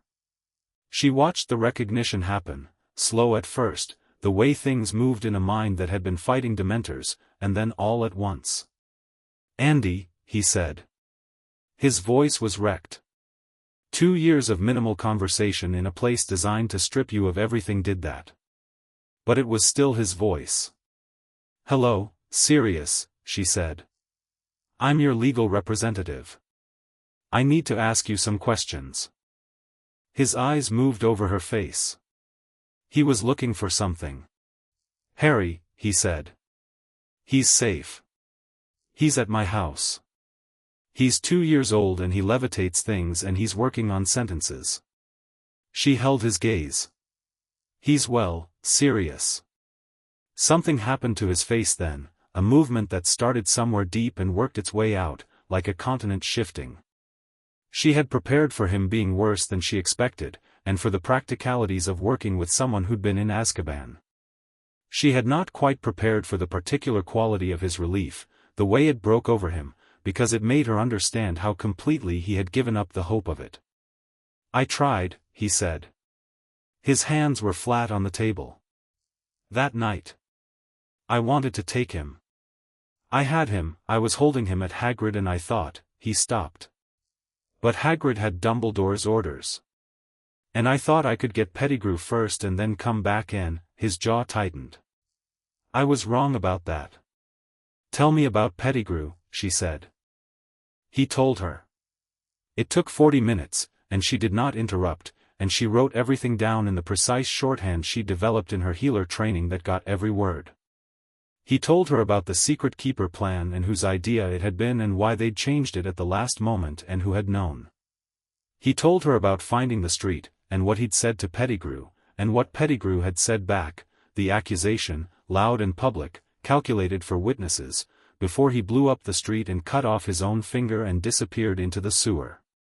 A rat, she said. A rat, Sirius confirmed. He's been, a pause.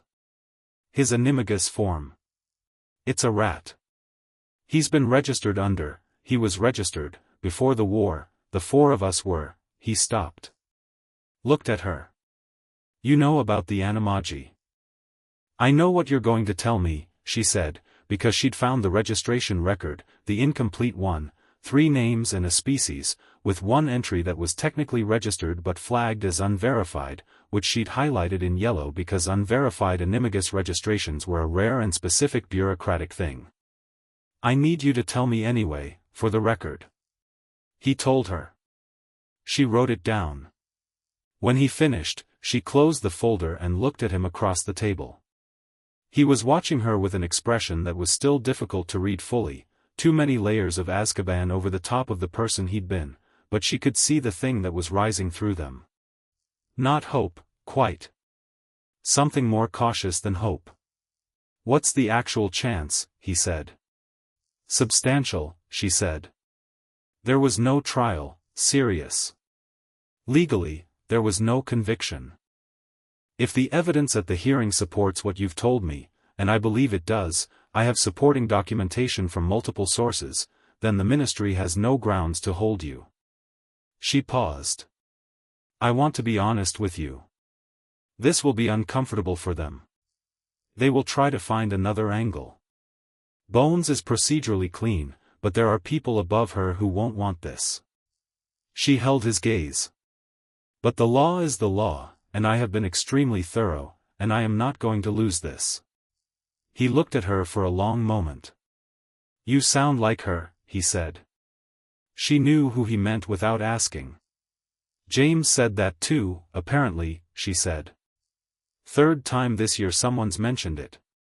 Is it a compliment where you're concerned? It is now, she said. He almost smiled. The shape of it was there, under the damage, the architecture of the grin she remembered, Sirius Black's specific weaponized charm, waiting for something to bring it back to the surface. You've had him 2 years, he said. 2.5. And he's happy, she said. Directly and without decoration. He's loved. He knows his parents' names and he knows they loved him and he knows what happened. We don't hide things from him. She paused. He asked about you 4 months ago. Dora had mentioned you. The movement in his face again. What did you tell him?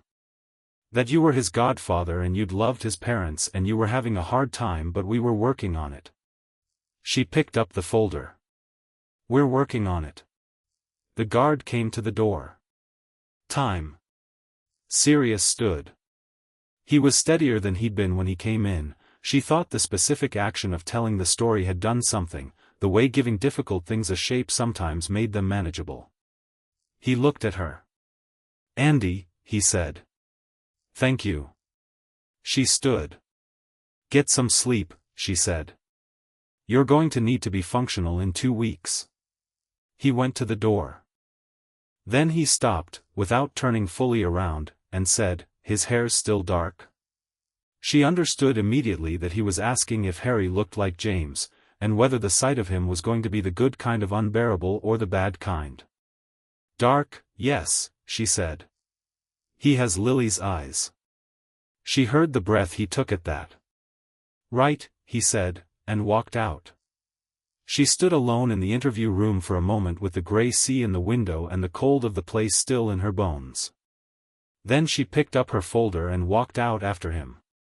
The evidence hearing was held in a Wiesengemot review chamber on the 1st of July. 9 members, as promised. Bones at the center, with 4 on each side, and a court recorder, and a DMLE investigator who'd been assigned at 48 hours' notice and who had spent those 48 hours, to his credit, actually reading the file.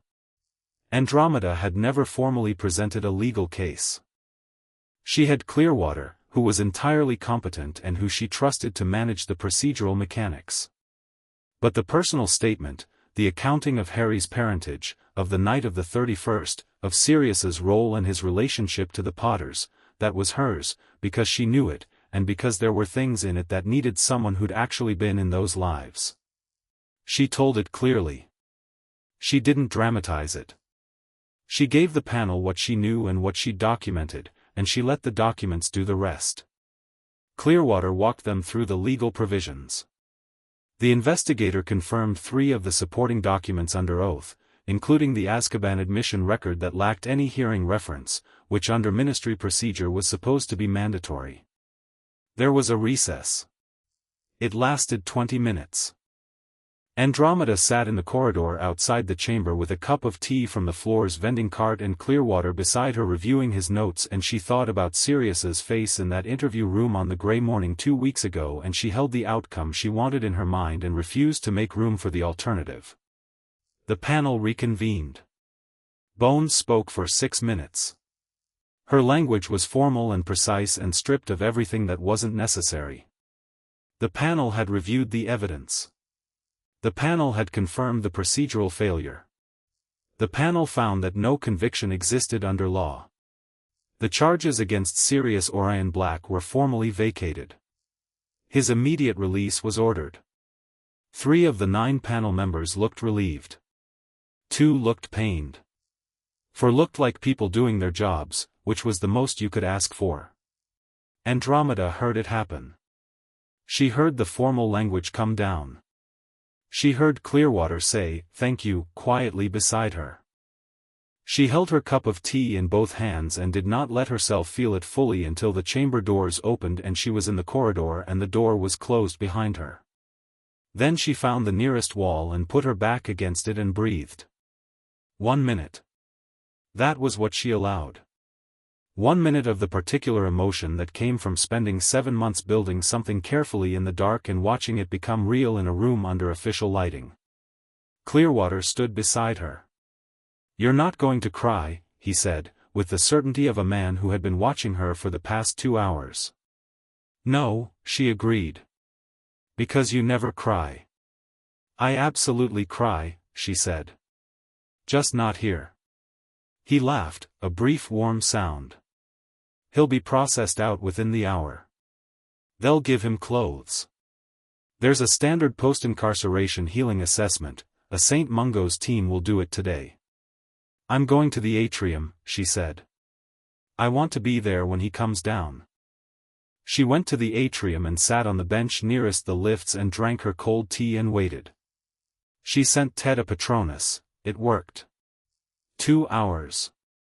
She imagined him in the kitchen reading it, and the particular expression he would have, the lit-up one. She imagined Nymphadora demanding to know what it said. She imagined Harry, who was at home today with Ted because she'd decided that, this particular thing, this particular moment, she needed to do first, before she handed it to anyone else. The lift arrived 47 minutes later. Sirius came out in borrowed robes that were slightly too short, with the St. Mungo's intake mark on his wrist that meant the medical team had cleared him for outpatient rather than inpatient care, which meant he was better than she'd feared. His hair had been roughly untangled. He was blinking at the atrium with the specific intensity of someone confronting too much light and too much space after too much time in the alternative. He stood in the middle of the atrium for a moment, just stood there, and she watched him feel the air, the indoor atrium air, not outdoor yet, but bigger than a cell, and populated with people, and noise, and the particular chaos of the ministry's public floor. She stood up from the bench. He saw her. She had been planning to be professional and managed about this, which she was aware was possibly not the most realistic plan given the circumstances.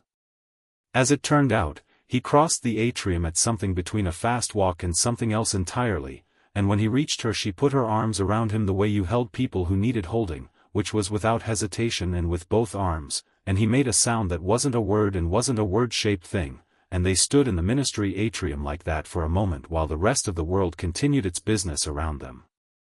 He pulled back first, and he was doing what she'd been doing, holding himself together through the specific effort of will that black family children were trained to from birth, which was occasionally useful. His eyes were too bright. He didn't say anything for a moment. "Thank you," he said. The same thing he'd said in Azkaban, but different now. Fuller. "It's done," she said. "All of it. Papers signed. Officially free." She looked at him. "There's a condition, standard magical check-in for 6 months, or a registration just as a formality. Clearwater handled the language so it's not intrusive." "Okay." He looked around the atrium, not nervous, exactly, but recalibrating, adjusting to scale. "What happens now?" "Now," she said, "you come home with me."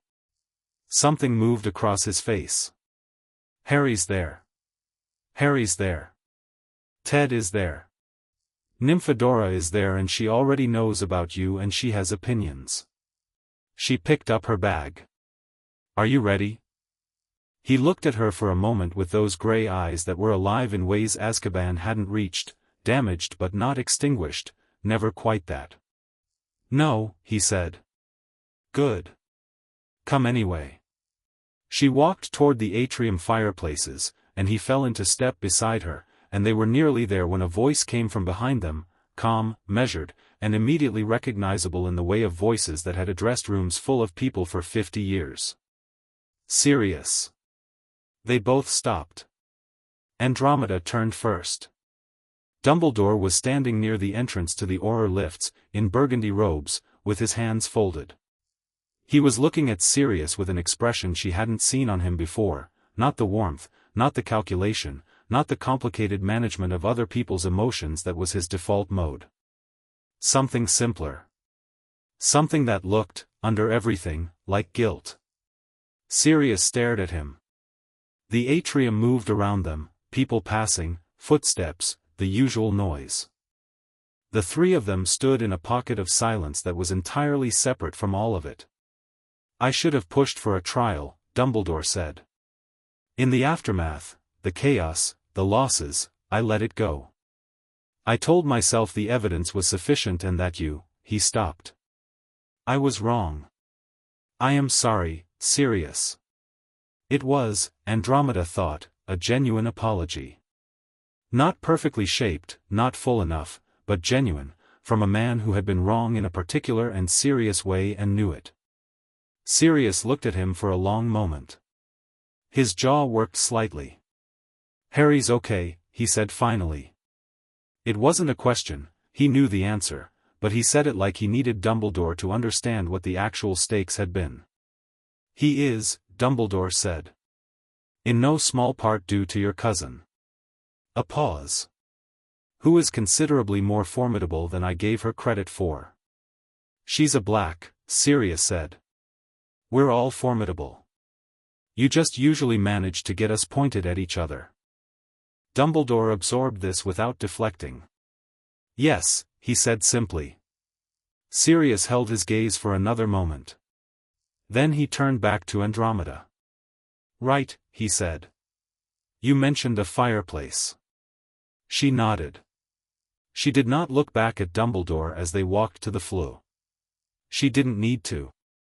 The flue deposited them in the sitting room, which was a slight miscalculation on Andromeda's part. She'd been expecting Ted to have gotten Harry settled in the kitchen, but Harry had apparently decided the sitting room was where things happened today and had installed himself in the center of the rug with a selection of objects she didn't immediately recognize as belonging to him. She stepped out of the fireplace. Sirius came through behind her. Harry looked up. He was 2 years and 8 months old, sitting in a bar of afternoon sunlight on the sitting room rug, with dark hair that refused to lie flat and green eyes that were doing their thing, the full presence, complete attention thing, taking in everything. He looked at Sirius. Sirius looked at Harry. The sitting room was absolutely silent. Harry tilted his head, the same angle Andromeda had seen him use at the library, the recognition angle, and said, with the clarity of a child who had been thinking about something for a long time, Sirius. It was 4 syllables, entirely correct, stated as both a greeting and a confirmation of a theory. Sirius went down on one knee on the sitting room floor without any kind of transition, just straight down, like his legs had made a decision independently. He was at Harry's eye level now, and Harry looked at him with those green eyes, and whatever Sirius saw there, whatever Lily and James combination, whatever aliveness, whatever echo, it did to his face what she'd seen beginning in Azkaban. The architecture of the person he'd been, coming back to the surface. "Hey, kid," Sirius said. His voice was doing the not quite right thing again, too thick. I heard you've been here." "Yes," Harry said. "You look like your dad." Harry considered this information. "I have Mum's eyes," he said, with the precision of someone correcting the record. Sirius made a sound that was half laugh and half something else, and he put a hand on Harry's head, gently, just briefly, touching the dark unruly hair, and Harry, who had never in 2 years of living with Andromeda shown any hesitation about people he'd decided were his, leaned forward and grabbed Sirius's borrowed robe with both hands and pulled himself up the way he pulled himself up using furniture. Ted, who had appeared in the doorway at some point during this, met Andromeda's eyes across the room. She could see that he was doing the same thing she was, holding very still, because some things were too important to interrupt with movement. "Hi," Harry said, from approximately chin height, looking up at Sirius. "Hi," Sirius said back. And that, really, was the formal introduction concluded. The evening that followed was the kind of evening that happened when a household made room for someone who needed it, slightly chaotic, warm in the particular way of a table with too many personalities at it, with a lot of food because Ted always made too much food when he was glad about something. Nymphadora came home from a friend's house and processed the situation in approximately 3 seconds. She saw Sirius, got a look at Andromeda, saw Harry already attached to Sirius's side, and made a series of rapid internal calculations, and then introduced herself with the particular confidence of a 9-year-old who had decided she was in charge of something. "I'm Dora," she said. "Don't call me Nymphadora." Sirius looked at her with the beginning of the grin. "I'm serious. Don't make jokes about it." Nymphadora's hair went briefly purple, which it did when she was delighted.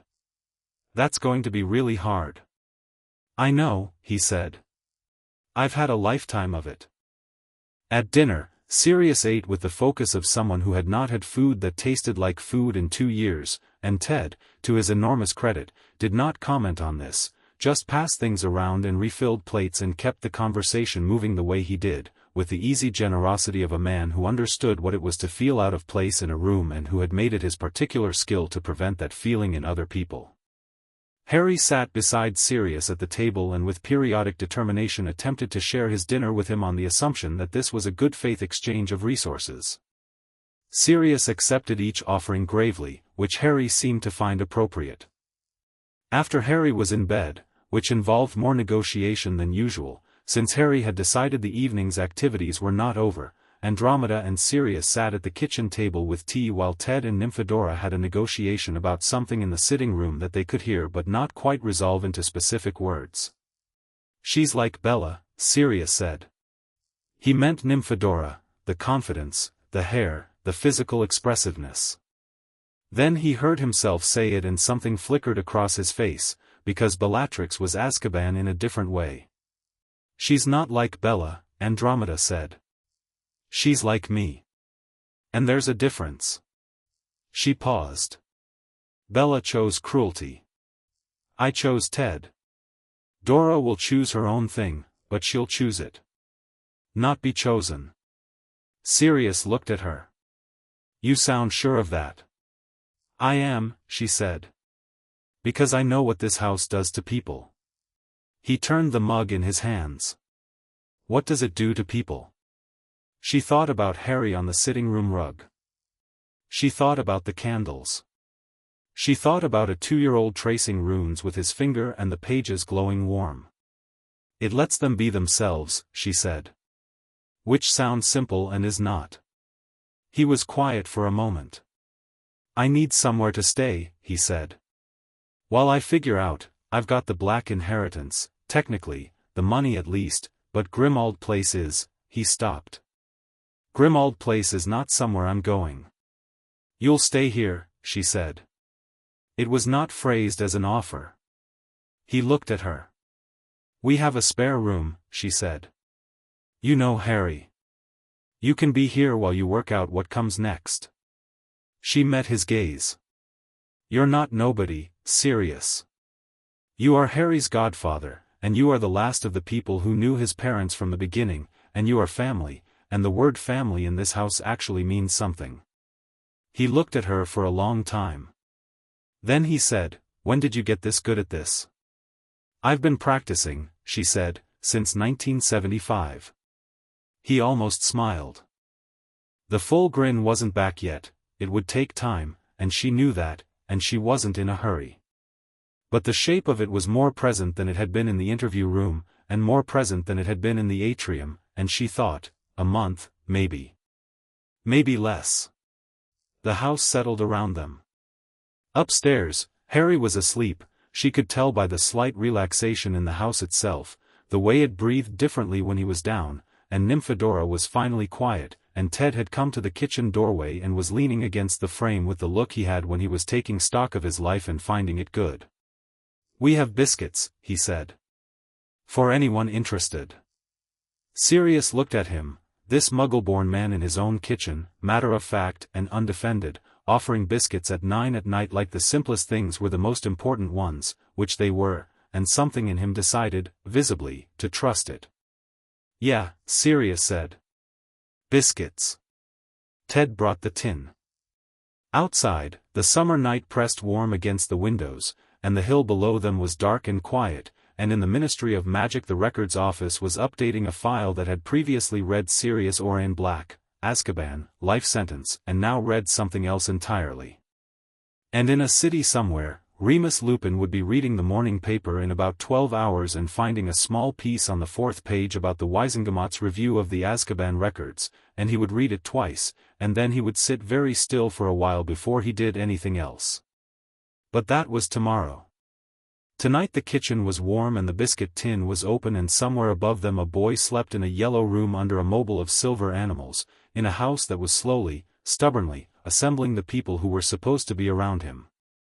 Chapter 4, What Boys Learn. Remus Lupin arrived on a Tuesday in September with a single bag, a face that had clearly been preparing apologies since the train station, and a book tucked under his arm that he offered to Harry before he'd even said hello to Andromeda, which told her everything she needed to know about how he'd decided to handle being nervous. Harry took the book, looked at the cover, Field Guide to Magical Creatures of Britain and Ireland, and then looked up at Remus with the measuring attention he gave new people. You're Moony, Harry said. Remus blinked. Looked at Andromeda. Sirius, she said simply, by way of explanation. Right. Remus looked back at Harry. Yes. Some people call me that. Sirius says you know everything, Harry said. Sirius is very generous with the truth.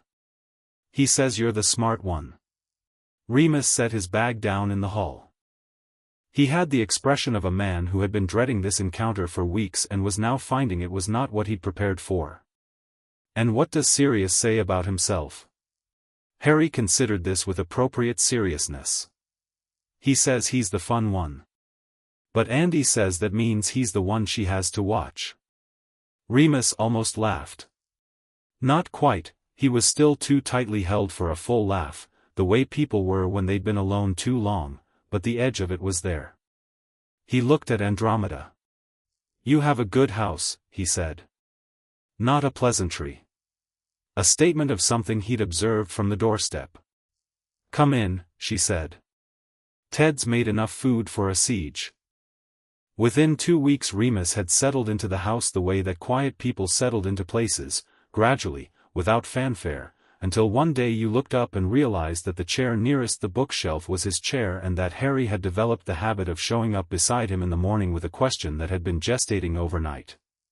He and Sirius existed in the house together the way two people existed when they had too much history to talk through all at once, so they talked around it, comfortable in the silences, sharp and warm in the conversations, occasionally breaking into an argument about something that sounded recent but was clearly 3 decades old, which made Nymphadora, now 9, watch them with the intense interest of someone studying a foreign ecosystem. Harry watched them too. He watched everyone. It was his primary skill, the deep, unhurried attention that Andromeda had noticed in the hospital and that had only become more developed, more precise, as he'd grown.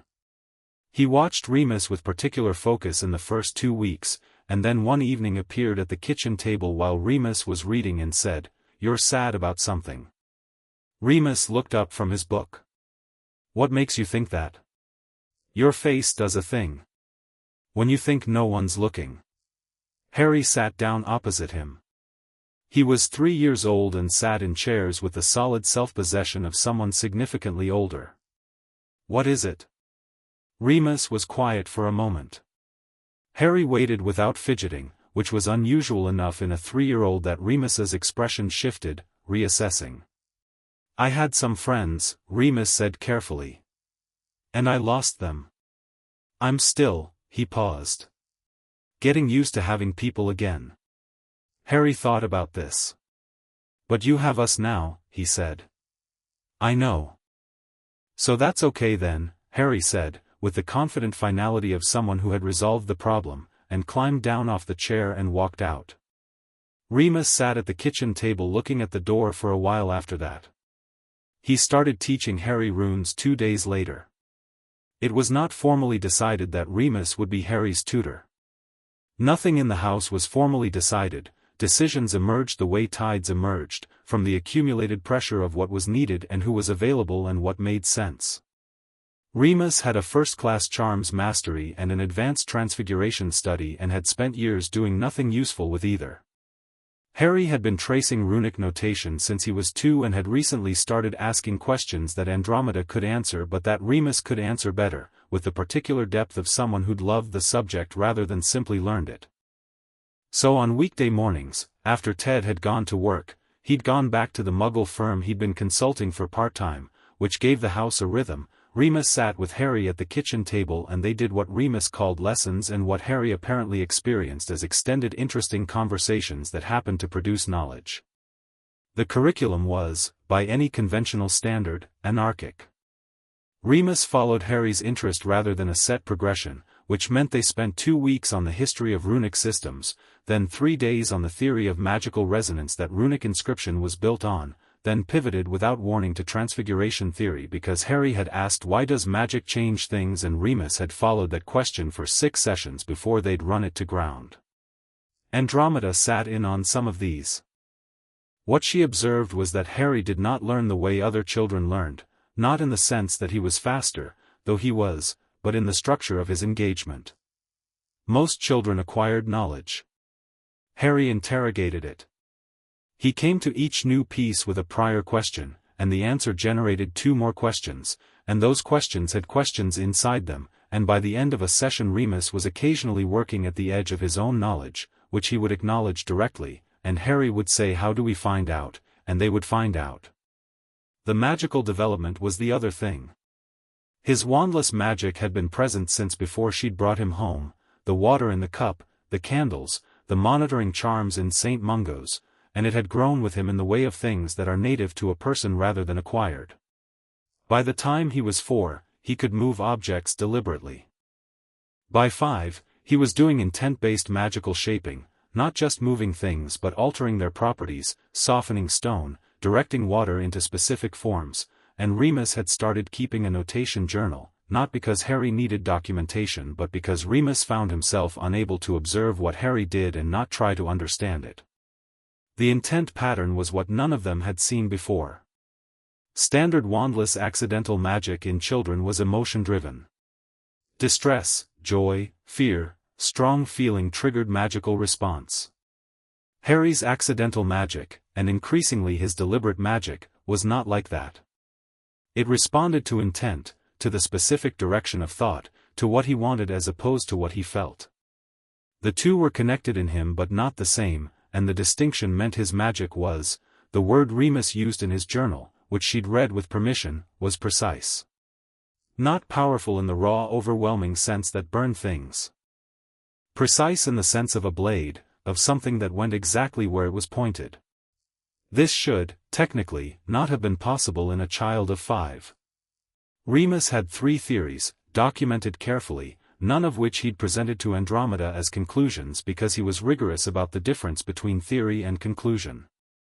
The one she found most compelling, the one she returned to when she lay awake at 3 in the morning thinking about it, was the second one, that the event at Godric's Hollow had not just protected Harry but had in some way organized him. That whatever resolution of magic had happened when Voldemort's curse met Lily's sacrifice had left Harry's magical core not simply large but structured, with an internal architecture that most witches and wizards spent their entire Hogwarts education trying to build and most never quite managed. He'd been born with the finished product of decades of magical discipline, inside a 3-year-old body, matched with a 3-year-old straightforward, unself-conscious approach to the world. This was either the best possible thing or the most dangerous, depending on what was done with it. She had decided it was the best possible thing and was acting accordingly. Sirius taught Harry a completely different set of things. This was not planned either. Sirius was not, by training or temperament, a teacher. He was a man who had spent 7 years making Hogwarts interesting through creative rule interpretation, who had been an Auror briefly before the war ate everything, and who was rebuilding himself in the house on the hill with the slightly unsteady quality of someone relearning how to stand. He got better month by month. He got back the grin by the end of summer, the real one, and when it arrived fully, with the warmth and the edge and the slightly terrifying confidence of a man who had always known exactly how much room he was allowed to take up. What he taught Harry was not academic. He taught him the Black family, the real version, not the mythology, and the difference between the two, which was significant.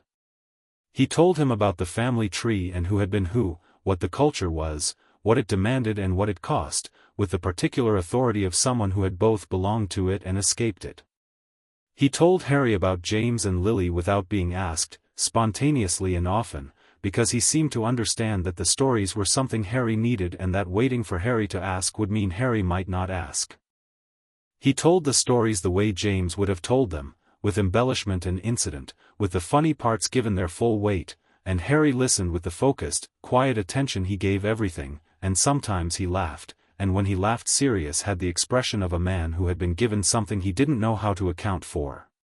He also, on a Saturday afternoon in November when Harry was 4 and Nymphadora was 10 and showing the first signs of being actively ungovernable, taught them both to play Exploding Snap, which resulted in 3 singed eyebrows between the 4 of them and Andromeda confiscating the cards until Monday with the resigned expertise of a woman who had seen this coming. The wandless practice came from him too. Not formal teaching, Sirius didn't have the methodology for that, and Remus handled formal teaching, but the games. He and Harry would sit in the back garden and Sirius would levitate something and Harry would levitate something else and they would have what could only be described as magical conversations, passing things back and forth, adjusting, responding, the way people passed a ball. Harry's precision versus Sirius's raw energy. The first time Harry's magic stopped something Sirius had thrown, not physically stopped, but locked it in place in the air, hovering, against Sirius's continued effort to move it, Sirius sat on the grass and stared at the suspended object for a full 5 seconds. "Andy," he called toward the house. She appeared at the kitchen window. "Did you know he could do that?" She looked at the object hanging in the air. "I knew he could do something," she said. "I didn't know it was that." "He held it against me," Sirius said. "I was pushing. He made a gesture with his hand, a flat palm stopping motion." "How?" "Intent," Remus said, from the garden chair where he'd been reading. He had looked up from his book at some point. "His magic responds to what he means, not just what he feels." He meant for it to stop, so it stopped. Sirius looked at Harry, who had the expression of someone who didn't entirely understand why this was remarkable. "Can I try to move it?" Harry asked. "Go ahead," Sirius said. Harry looked at the suspended object. His brow furrowed slightly, that crease that was James Potter's brow entirely, and the object moved, in a slow, deliberate arc, and set itself gently on the grass beside Sirius. Sirius looked at the object. Looked at Harry. Looked at Remus. "Right," he said. "I have some feelings about this." "I imagine so," Remus said, and returned to his book. Ted's role in all of this was quieter than the others and more fundamental than it appeared. He came home from work in the evenings and he made dinner and he asked questions that were not about magic, about Harry's day, about what Nymphadora had read, about what Sirius had thought of the program on the BBC they'd all watched last Sunday. He took Harry to the Muggle library on Saturday mornings the way he took Nymphadora, and Harry came back with books that were not about magic at all, about animals, about weather systems, about how bridges were built. He taught him chess. Not wizard's chess, regular chess, on a set Ted had had since university, with pieces that didn't move unless you moved them, which was a point of philosophical interest to a child whose primary experience of chess was the shouting animated version. "It doesn't do anything by itself," Harry said, the first time. "No," Ted said. "That's the point. Everything is the player." Harry looked at the board for a moment. "Show me." Ted taught him slowly, over 6 sessions, letting Harry ask questions rather than explaining ahead of them. By the 7th session Harry was playing competently. By the 10th he was playing well. By the end of the month he could beat Ted in under 40 moves, and Ted, who had been a decent club player at university, was genuinely having to think. He came and found Andromeda after one of these games. Harry was in bed, and Ted came into the study where she was working and sat on the edge of the desk and had the expression he sometimes had when he was turning something over. "He's 6 years old," Ted said. "I know. He plays chess like he's studying the board from above. Like he can see things I can't see." "He sees patterns," she said. "He's always seen patterns. The runes, the magic, it's all patterns to him. Remus says it's the intent thing." Ted paused. "I think it's simpler than that. I think it's that he's genuinely happy. And people who are happy and curious and not afraid of being wrong," he stopped, organizing the thought. "They learn differently. Everything is available to them because nothing is a threat." She looked at him across the study. "You're proud of him." "I'm incredibly proud of him," Ted said simply. "Is that strange? I've known him 4 years. He's not mine." "He's yours," she said. "Just like Dora is mine even though I didn't, he's ours, Ted. That's how this works." He looked at her for a moment. Then he said, "I just wanted to tell someone that I'm proud of him." "Noted," she said. And reciprocated. In December of Harry's 6th year, a letter arrived that was not from Dumbledore. It was from the Daily Prophet, from the editor's desk, politely requesting a statement on the boy who lived's residential situation. The Prophet had been running intermittent pieces since 1981, she had them all in a file, which had grown fat and slightly insulting, and the tone had shifted in the last year from curious to pointed. Somebody was feeding them information, not accurate information, but information-shaped questions. Sources close to the ministry suggest the Potter boys' guardianship arrangement has never been formally sanctioned, and similar. She had sent corrections. The corrections had been published in small type on page 12. This letter was different. It was specifically requesting comment on the claim, attributed to an unnamed senior ministry official, that Harry Potter's guardian had manipulated the review process and that the original filing had been procedurally irregular. She read it twice. Then she went to find Sirius. He was in the back garden doing something with his motorbike, a Muggle one, which he'd acquired in October with the money from the Black Vault and which Ted had looked at with barely contained delight, and she handed him the letter without preamble. He read it. His jaw went tight. Who? He said. I don't know yet. She took the letter back. But whoever it is, they're working through an intermediary. And they waited until now, 5 years after the filing, which means they think time has softened the documentation. She looked at him. It hasn't. What do you need? Nothing, she said. I have everything I need. This is someone trying to generate public pressure because they can't do it legally. She folded the letter. I'm going to write a response to the prophet. Clear, documented, citing every filing date and every ministry reference number. And then I'm going to file a complaint with the Press Standards Office about the sources close to the ministry phrase, because that's not a source, that's a way of printing unverifiable claims without accountability. Sirius was watching her with the expression she recognized, the one Harry had too, in slightly different form, where admiration and assessment were the same feeling. Have you ever lost? He asked. She considered the question seriously. A healer case, she said. In 1978. A family who needed a housing appeal and we couldn't get it through in time. She paused. Not this kind of thing. This kind of thing. Documentation and law and someone thinking they can outlast me. She put the letter in her pocket. No. Not this. She wrote the response that evening, 4 paragraphs, every claim supported by a ministry reference, the tone of someone who was not angry but who was also not going to pretend the question deserved more careful handling than the facts required.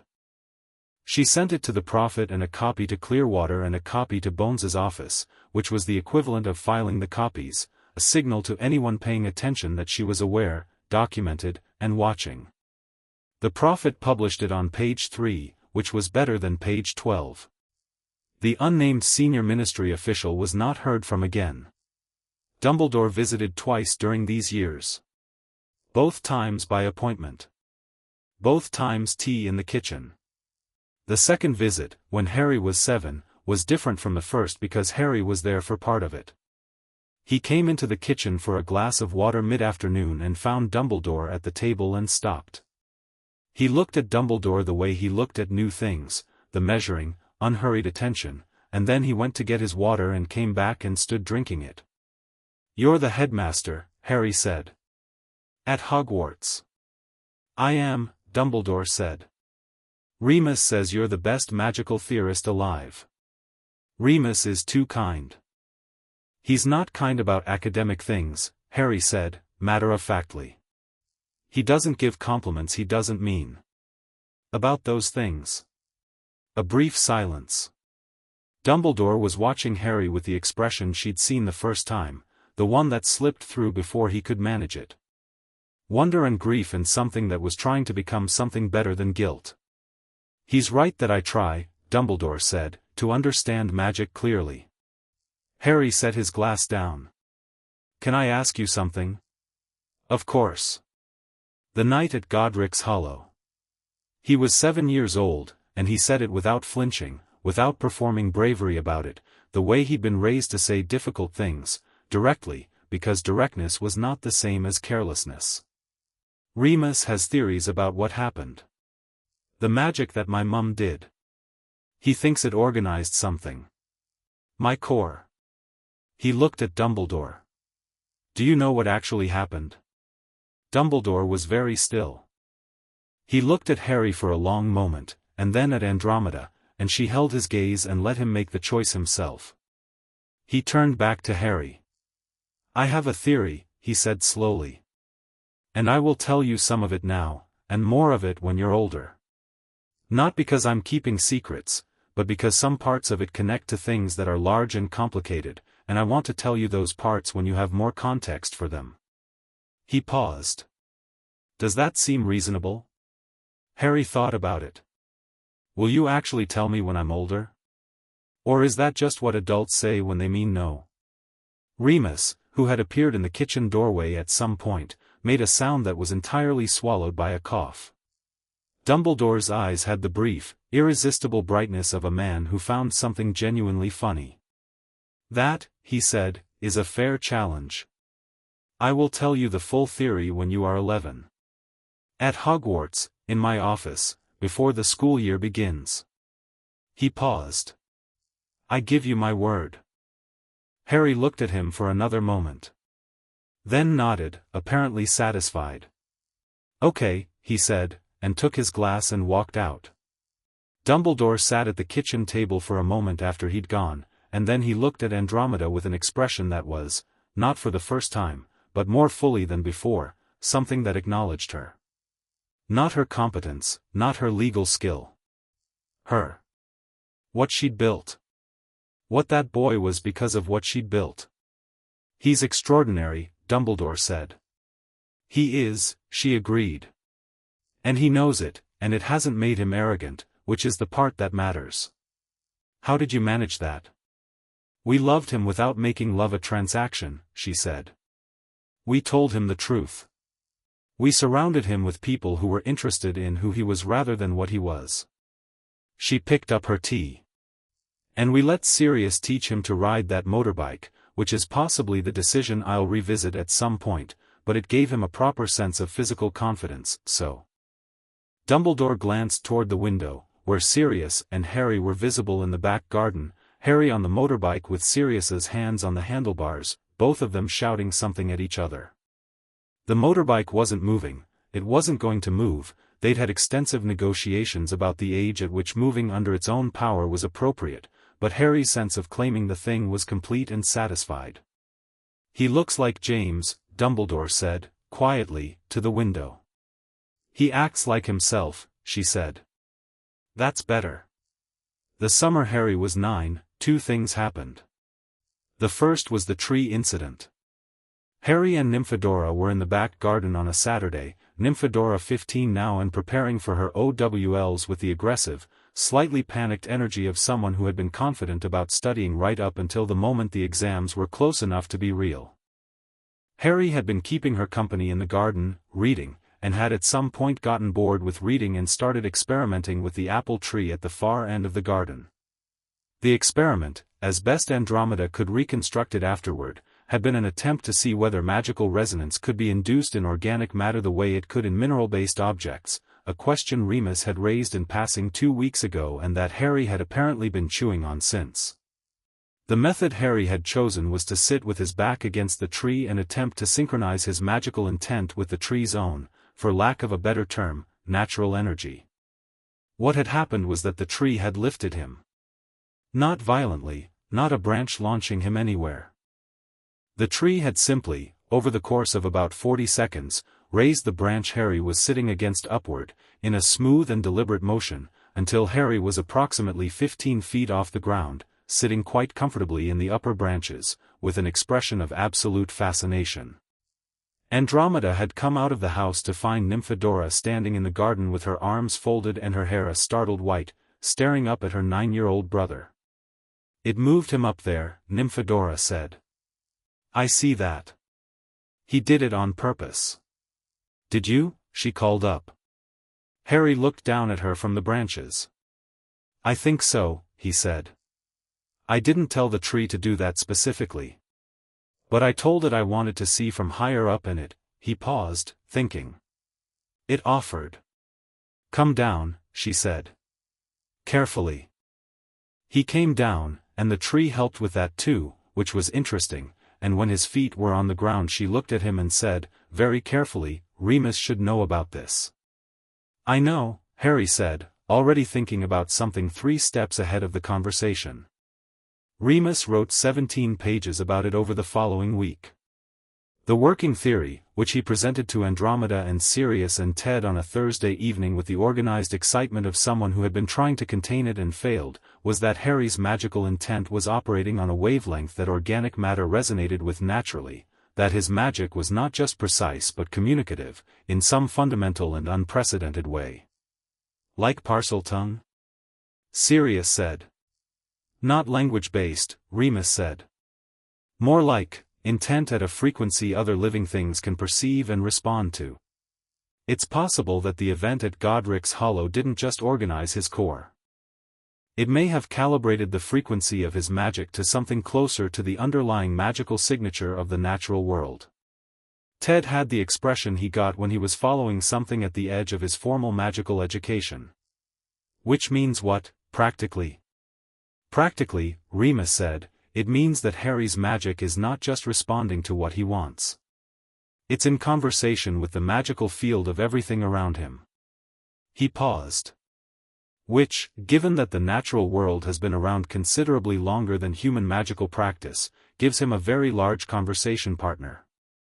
Sirius looked at Harry, who was sitting at the kitchen table eating an apple and listening to this with one eyebrow slightly elevated. Are you concerned about this? Sirius asked him directly. No, Harry said. Are you? A little. Why? Sirius considered the question honestly, because that was how they operated in this house. Because things that powerful are things other people want, he said. And I've spent a long time watching powerful things get taken apart by the people who wanted them. Harry looked at him steadily. I'm not a thing, he said. I know, Sirius said. That's why I'm a little concerned and not actually concerned. Harry ate his apple. I'll be careful, he said. I don't think it'll happen accidentally again. I understand what I was doing better now. He looked at Remus. Can we try again with your monitoring charms on? I want to see the frequency data. Yes, Remus said immediately. The second thing that happened that summer was smaller and louder and more immediately significant to the daily life of the household. Nymphadora passed her OWLs with 7 of them outstanding. She came home with the results and announced them in the kitchen doorway with the specific volume of someone who had been afraid it might go differently and was now experiencing the relief at full force. Harry, who had been waiting with Ted in the kitchen since the owl arrived and had spent 40 minutes pretending to read while actually watching the door, put down his book and said, I knew you would. Nymphadora pointed at him. You don't know things. I knew that thing.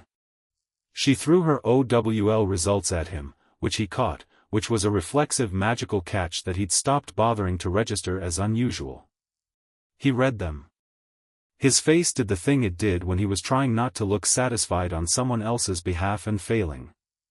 Defense outstanding, he said. Obviously, she said.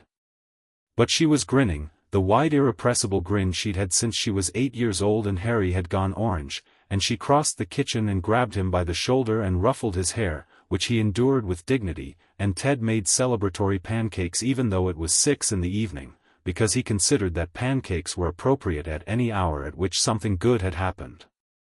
Sirius appeared from somewhere and declared that the OWLs called for more than pancakes and produced a bottle of something that was entirely inappropriate for the occasion. Andromeda confiscated it. He produced a second bottle from somewhere she hadn't tracked.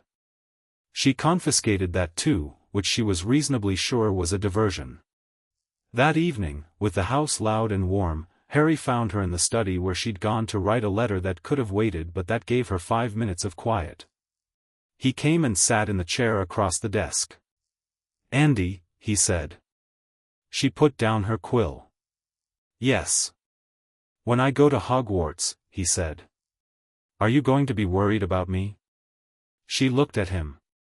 He was 9, and he looked like James Potter across the shoulders and Lily Evans in everything else, and his question was careful in the specific way his questions were careful, not asking what it seemed to be asking. I'm going to miss you, she said. That's different from worried. But you'll worry. About the normal things, she said. Not about whether you can handle it. He thought about this. Dumbledore told me he'd explain things at 11, he said. Big things. About what happened at Godric's Hollow. I know. What if the explanation involves something I don't want? She looked at him for a long moment. He was 9 years old and asking 9-year-old questions in 30-year-old language because that was who he was, the way this house had shaped him, not older than he was, but clearer. Then we'll deal with it, she said. You, and me, and Sirius, and Remus, and Ted, and Dora. The same way we've dealt with everything. She held his gaze. Harry. Whatever Dumbledore tells you when you're 11, nothing about it changes what you already are. Nothing about it changes this house, or what's in it. He was quiet for a moment. Remus thinks I might have a piece of Voldemort in me, he said. Very flat. Very steady. From Godric's hollow. He hasn't said it directly, but that's what Theory 2 in his journal means. She had known this was coming. She had thought about it when she first read the journal page, and she had thought about it on and off for 2 years, and she had decided what the right response was, and she had not deviated from it in her own mind. Yes, she said. That might be what it is. He looked at her. And if that's true, she said, it means Lily's sacrifice was so powerful that it could contain the darkest magic ever performed and transform it into something entirely different. It means you carry the proof of what she did, every day, and it became part of the structure of your magic instead of a wound. She paused. That's not something to be afraid of. That's something to understand. And we have time. Harry sat with this for a long moment. His face was doing the deep processing thing, the same expression he had when he was working through a runic equation that had multiple layers. Then he nodded. Once settled. Okay, he said.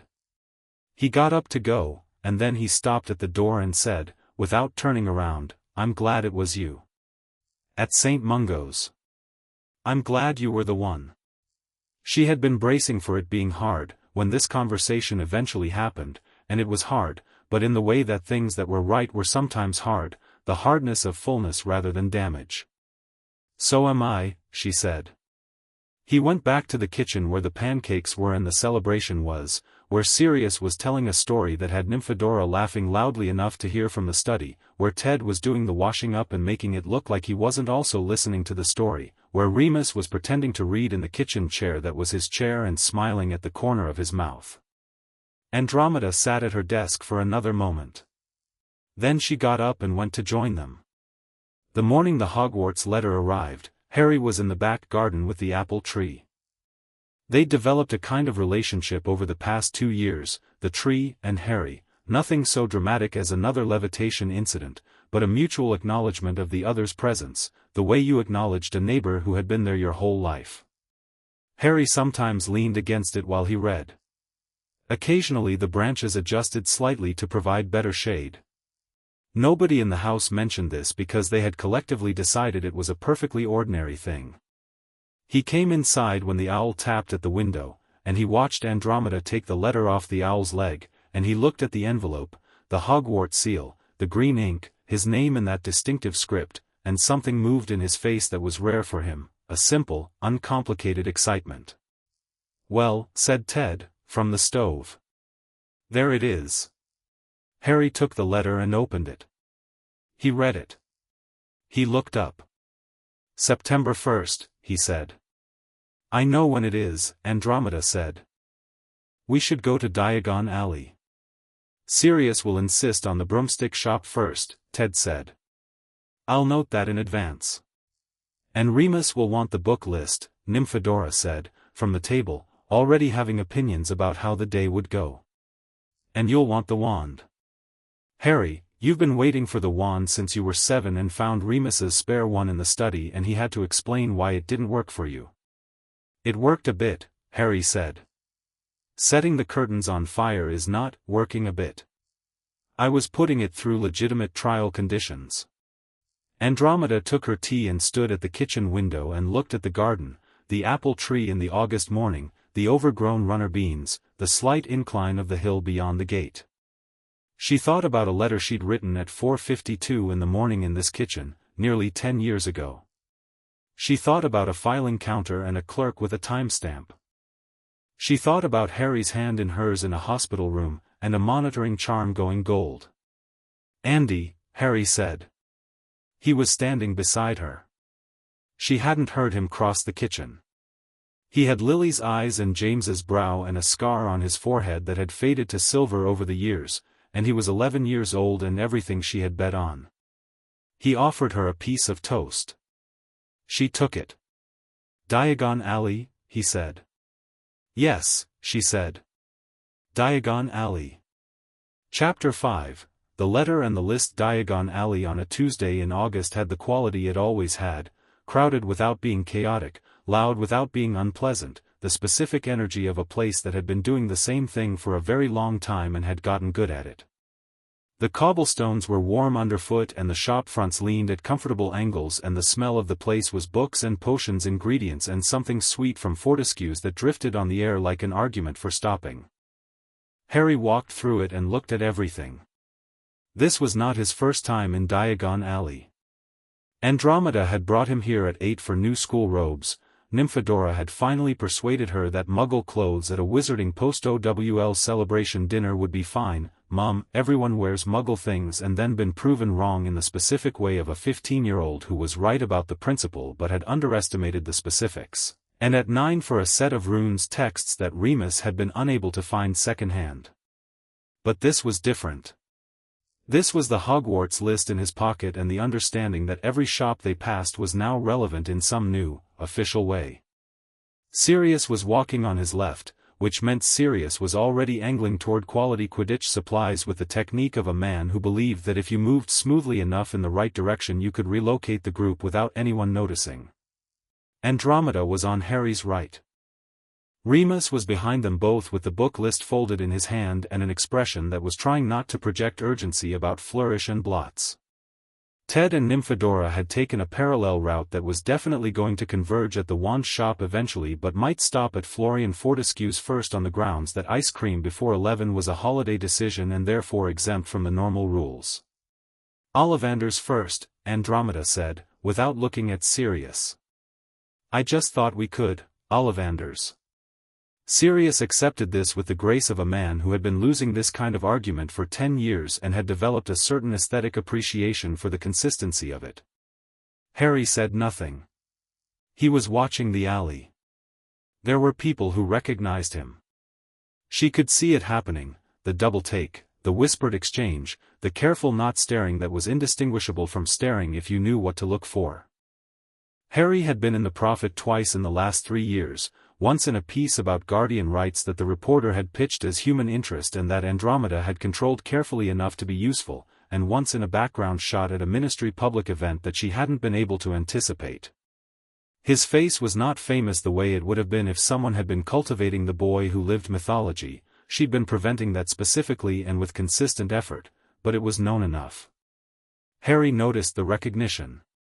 He registered it with the same equanimity he registered most things, a slight awareness, a brief adjustment, and then his attention moved on to whatever was actually interesting, which was currently a shop window displaying self-stirring cauldrons in a pattern that was either decorative or communicating something in a code she hadn't cracked. They're doing Morse code, Harry said, to no one in particular. Sorry? Remus said. The stirrers. The pattern they're rotating in. It's Morse code. He pointed at the window. SOS, repeating. A beat of silence.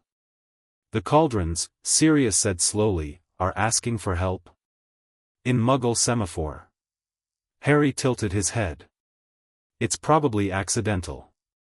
Or someone thought it was a nice pattern without knowing what it meant. Ted, who had appeared from nowhere with Nymphadora and 2 ice cream cones, looked at the window. He's right, he said. SOS. He looked at Harry. When did you learn Morse code? The radio, Harry said simply. I looked it up. Because the radio made patterns at night sometimes and I wanted to know if they meant something. Ted handed Harry an ice cream cone with the air of a man bestowing a well-earned honor. Harry accepted it. Ollivander's. The shop was narrow and hushed in the way it was always hushed, the quality of a place that took itself seriously. The wand light was dim.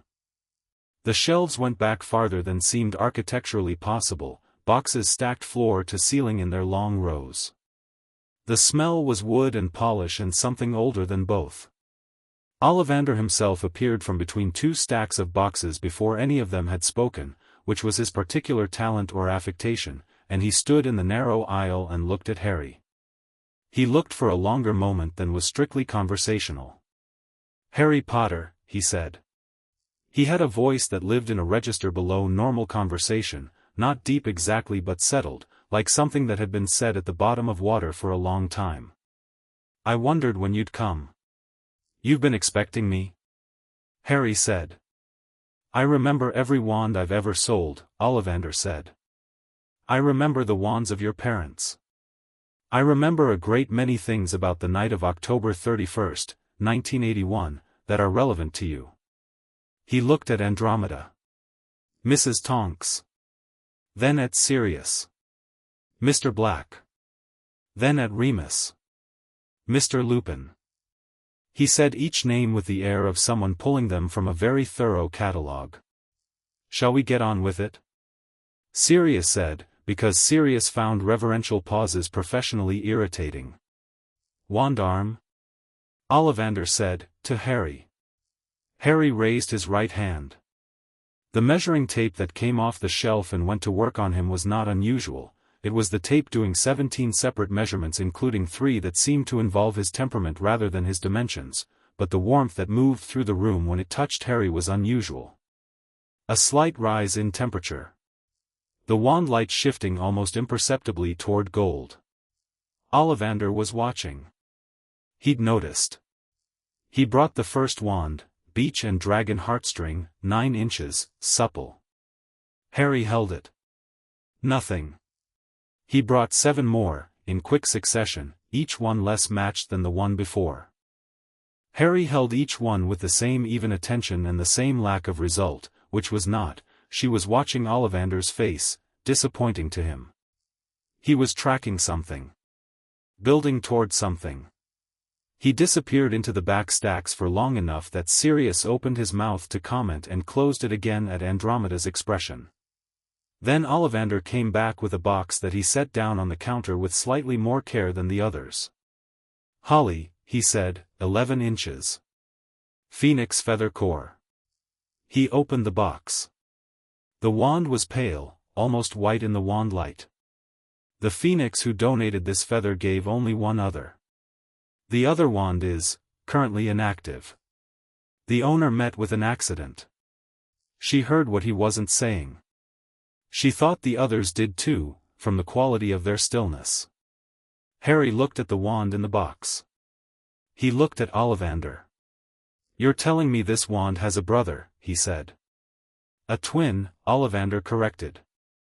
"And the twin was Voldemort's." Ollivander absorbed the name without flinching. He was one of the rare ones who didn't flinch at it. "Yes," he said. Harry looked at the wand for another moment. Then he picked it up. The warmth that had been present in the room since he'd walked in went from ambient to specific. Every candle in the shop brightened simultaneously, not dramatically, not explosively, but with the same clear, settled quality as the candles at home. The wand light shifted warm. The temperature rose a degree. Ollivander was very still. He was watching Harry's face. Harry was watching the wand. "The brother wand," Harry said, his voice thoughtful. "That doesn't mean they're connected now. It means they came from the same source." He looked up at Ollivander. "The phoenix is still alive." "Yes," Ollivander said, very quietly. "So the feathers came from the same life. Not the same purpose." He turned the wand in his hand. "I'll take it." Ollivander blinked. He recovered within a second. He was too professional for a longer breach, but she'd seen it. "Most boys," he said, "take a moment when they find their wand. They feel something. I feel the resonance," Harry said. "I've felt it since I walked in. The wand matching is about magical frequency alignment." He set some money on the counter from the Gringotts pouch Andromeda had given him. "Is there anything else I should know about it?" Ollivander looked at him for a long moment. Then, to Andromeda's considerable private satisfaction, he smiled, a real one, the small genuine smile of a man who had found something that surprised him. "You'll do extraordinary things with it," he said. "Extraordinary and your own." "Good," Harry said. "Thank you." Outside in the alley, Sirius waited approximately 10 seconds before saying, "Right." Quidditch shop. Harry was examining his new wand in the light. "There's always a twin," he said to Remus, who had fallen into step beside him. "Every theory about the connection between brother wands assumes they're bound by the shared origin. But origin isn't destiny." "No," Remus agreed. "It isn't." "Quidditch," Sirius said. "Yes, fine," Harry said, pocketing the wand. Quidditch. Flourish and blots took 40 minutes, which was conservative given that Remus had the book list and Harry had the habit of treating book lists as starting points rather than parameters. The list said Standard Book of Spells Grade 1. Harry already owned it, he'd read it at 9 and annotated it at 10, and stood in the aisle looking at the advanced section with the expression of someone trying to be reasonable about a constraint they found conceptually unnecessary. "One extra," Andromeda said. He turned around. "One per subject?" "One total." He faced the shelves again. She watched him make the decision, the particular quality of Harry deciding things, which was rapid and total, without the second guessing that most people applied to choices. He reached up and took a comprehensive history of runic magical theory without hesitation. "You have that one," Remus noted. "I have Volume 1. This is Volume 2. He put it under his arm and turned toward the counter. "Andy, can I also get one?" He sighed, which was the first genuinely 11-year-old thing he'd done all day. She bought him the second book while he was at the counter, and slipped it into the bag, and said nothing about it, and Ted saw her do it and did the small smile. Madame Malkin's, Potages, the apothecary for potion supplies. They moved through the list with the efficiency of a household that had done this once before when Nymphadora had gone to Hogwarts, and Harry was less distractible than Nymphadora had been at 11, which was a low bar but meaningful in context. At the apothecary Harry stood at the ingredients display and looked at the standard first-year list and then looked at the additional components section with intent that she recognized. "Absolutely not," she said. "I wasn't, you were. I just thought, we can talk about independent potion study during the holidays." "Not now." He looked at her sideways. "You're going to let me do independent potion study during the holidays?" "Probably," she admitted. "But the apothecary doesn't need to know that." He grinned, the full one, the one that was more Lily than James in origin but had acquired somewhere over the years a particular serious-shaped edge to the mischief in it. She bought the standard list and they went back into the alley. On the train platform, King's Cross, the Muggle side, Andromeda stopped and looked at the barrier between 9 and 10 and felt, for the first time since she'd read the Hogwarts letter, the approach of something she'd been not feeling on purpose. Ted was beside her. He found her hand without looking. Harry was ahead of them with Sirius and Remus, and the three of them looked like, she had to stop and let herself see it, they looked like a family, the vertical relationship of it, Harry still half a head shorter than Sirius but with the same quality of total physical confidence, leaning slightly toward Remus's explanation of something with the familiar tilt of focused listening. Nymphadora was starting her 6th year at Hogwarts in 3 weeks, which meant she'd already gone through this particular platform experience and had strong feelings about the correct way to do it. "You don't linger," she'd advised Harry that morning at breakfast, with the authority of someone who'd done it. "You go through fast and you don't look back because it makes everyone cry and then you almost cry and it's a whole thing." Harry had said, "I can't cry on purpose." Nymphadora had said, "You can't cry on purpose yet."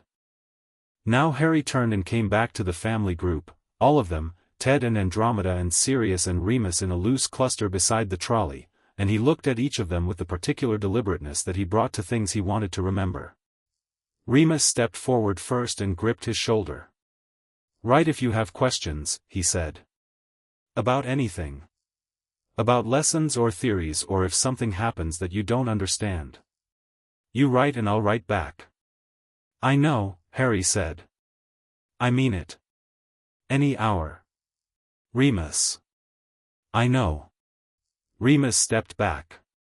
He was doing the thing he did when he was being very controlled about something, the complete stillness that meant the emotion was present and enormous and being held by willpower alone. Sirius stepped forward. He grabbed Harry by the back of the neck, a rough, fond grip, and pulled him in briefly and hard. Harry grabbed his robes and held on for a second that lasted longer than the hug itself. Then Sirius let him go and stepped back and looked in the other direction at nothing in particular, which was Sirius's version of composure. "Don't get into trouble," Sirius said, to the middle distance. "I'll get into the right trouble," Harry said. "That's not," Sirius stopped. "Yeah. Fine. That." Ted went next. He didn't say a lot, he was not a man who used language for things that other things could do. He just looked at Harry for a moment and then said, "I'm proud of you, kid," and that was everything, and Harry knew it was everything, and said, "I know, Ted," and meant it as an equal exchange. And then Harry turned to her. They were the same height now, 11 years old, and he'd had a growth sprint in March that had caught them all off guard, and his eyes were lilies green and his face was the face she'd looked at across 1,000 breakfasts and the face she'd first seen in a hospital cot with monitoring charms gone gold around it. "Okay," Harry said. "Okay," she said. "I'm ready." "I know you are."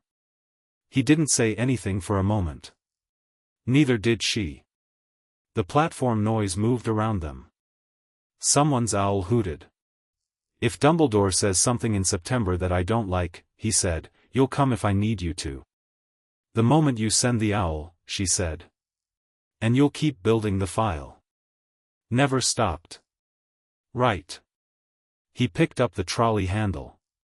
Then, without any kind of transition or softening, he hugged her, his arms around her with the complete uncalculating commitment of a child who had never had a reason to hold back, and she put her arms around him and held him and let herself feel all of it, the 10 years and the hospital room and the kitchen and the apple tree and the candles lighting at once on the night he came home.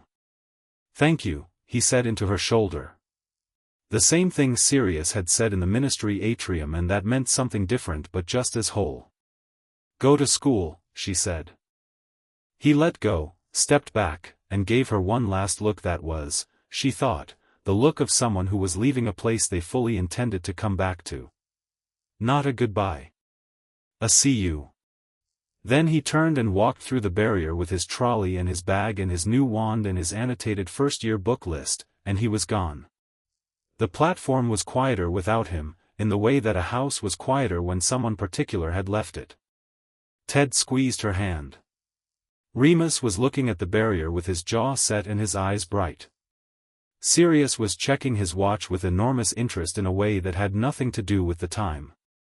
"Right," she said. "Tea. There's a decent place near the station." "Yes," Remus said, immediately. "I want something stronger than tea," Sirius said. "Tea," Andromeda said. They left the platform together. The letter from McGonagall arrived 10 days later. She opened it over breakfast, alone. Ted was at work, Sirius and Remus had been looking at a potential flat in Edinburgh for a month now, talking about it with the careful, slightly nervous energy of two people approaching something they wanted and were afraid to want too directly. The letter was one page, from Minerva McGonagall's desk, in the precise upright handwriting that Andromeda associated with a certain kind of Hogwarts education and a certain kind of backbone. It requested a meeting. This week if possible. At Hogwarts. The tone was careful and professional and entirely unreadable, which in Andromeda's experience meant that the content of the meeting was something the writer had decided she needed to say in person. She wrote back confirming Thursday. Then she flooded Sirius. "Come to Hogwarts with me Thursday," she said, when the call connected. "Why?" "McGonagall wants a meeting." A pause. "Is Harry okay?" She didn't say he wasn't. She also didn't say what it's about. She paused. "Which is interesting." Another pause. "I'll come," he said. "Remus too?" "Yes." Hogwarts in September had the quality of a place in full use, alive in the particular way of buildings that held many people, the hum of it in the stone. They arrived through the main gates on Thursday morning, and Andromeda looked at the castle the way she always looked at it, with the complicated affection of a person who had loved school with every reservation she'd ever had about what school was trying to make her. McGonagall met them in her office, which was on the first floor and looked out over the grounds. She was standing when they came in, which Andromeda read as deliberate, not a power display, but a considered choice not to be seated for whatever she was about to say. She looked at Sirius first, with the expression of a woman who had taught him transfiguration for 7 years and who was making calculations about continuity. Then at Remus, with something warmer. Then at Andromeda. "Thank you for coming quickly," McGonagall said. "Please sit down." They sat. McGonagall remained standing for a moment longer, one beat of organizing her thoughts, which Andromeda recognized as her particular version of what Harry did when he was arranging what he meant to say in the right order, and then she sat too. "Harry has been here 9 days, she said. "I want to tell you what I've observed, because I think you deserve a direct account rather than the version that will filter through official channels." "What's happened?" Sirius said. "Nothing of concern," McGonagall said immediately, with the specificity of someone preventing a particular leap. "He's well. He's safe." "He is." She stopped, briefly, and the pause had a quality that Andromeda recognized as involuntary. Something had surprised the woman, and she was deciding how to present the surprise. "He is the most prepared first year I have seen in 34 years of teaching." Andromeda said nothing. "I am not given to hyperbole," McGonagall said, slightly defensively, as though anticipating skepticism. "I mean this precisely. The standard first-year curriculum, transfiguration, charms, defense, potions, he has covered the theoretical groundwork of the first 2 years in independent study. His runic knowledge is at a level I wouldn't expect before 3rd year. His practical wand work is..." Another pause. "I watched him perform a 3rd-year transfiguration spell on his first day. Not a partial transfiguration. A full one. Correctly, on the first attempt, without any instruction in this school. He's been studying," Remus said mildly. "Mr. Lupin, I taught you. I know what studying produces." McGonagall met his eyes. "This is not studying. This is the development of a genuinely different relationship with magic." She paused. "I would like to discuss accelerated coursework." "No," Andromeda said. McGonagall looked at her. "Not acceleration," Andromeda said. "Depth." She held McGonagall's gaze. "Harry doesn't need to move faster through the curriculum. He needs curriculum that matches where he already is, which is lateral rather than vertical. More complex applications of what he knows, not earlier access to the next year's content." She paused. "He also needs to be a child at school for a year. He's 11. He needs to make friends and make mistakes and discover what he doesn't know. Acceleration removes that." McGonagall was quiet for a moment. Then she nodded, the specific nod of a teacher who has received a better answer than she expected and is adjusting her framework accordingly. "I'll speak to the relevant professors," she said. "What you're describing is an extension program rather than acceleration. It's less standard but more appropriate in his case." A pause. "He was sorted into Gryffindor. Was there doubt?" Sirius said. "The sorting hat took 4 minutes," McGonagall said. "That is, longer than usual. When I spoke to Harry about it afterward, he said the hat had offered him Ravenclaw and he'd asked for Gryffindor instead." "Of course he did," Sirius said, with entirely uncontained satisfaction. "He told the hat," McGonagall said, still slightly processing this, "that he'd rather be brave than right." "He told you that?" Andromeda said. "He told me that, yes, with the particular composure of someone who had already thought it through." McGonagall's expression was doing something careful. "Mrs. Tonks. The way this child has been raised," she stopped herself. "Recalibrated. I have had many students pass through this school whose home life I was aware of. Most of them, whatever the circumstances, arrive here carrying the shape of whatever formed them, the reserves, the anxieties, the particular compensations. Harry arrived, she chose the word. Unencumbered. Good, Andromeda said. It is, McGonagall said simply. It is very good. She stood. There's one other thing. The headmaster would like to meet with Harry at the end of the month. To fulfill, I understand there was a commitment made about certain information. I know about the meeting, Andromeda said. Harry knows about the meeting. He mentioned it to me, actually. He came to my office on Tuesday and asked if I could confirm the date, which suggests he's been tracking it. McGonagall paused. He also asked me if I trusted Dumbledore. A beat of silence. What did you say? Sirius asked. I said yes, with reservations, and explained what the reservations were. She met their eyes. I believed he deserved an honest answer. Andromeda looked at her for a moment. Then she said, "Thank you, Professor." Minerva, McGonagall said. I think we're past Professor, given the circumstances. They walked the grounds after the meeting, the three of them, because none of them were quite ready to leave. The September light on Hogwarts grounds had that particular quality of northern autumn, clear and slightly melancholy, the light of a place that knew summer was a temporary condition. The meeting with Dumbledore, Remus said. He gave his word, Andromeda said. I know. I'm not worried about the meeting. I'm wondering if Harry's, he paused. He's 11. But he's been thinking about what Dumbledore might tell him since he was 9. He's had 2 years to build a framework for it. He has theories, Sirius said. He told me, before he left. He said, I think there might be a piece of Voldemort inside my scar, and I think Dumbledore knows what to do about it, and I think neither of those things should scare me. Andromeda turned to look at him. He said that. Verbatim. I have a good memory for things that, he stopped. Things that sound like James and Lily at the same time. The three of them walked without speaking for a moment, the grounds around them in their September stillness. He'll be okay, Remus said. He meant it as a fact, not as comfort. He'll be more than okay, Sirius said.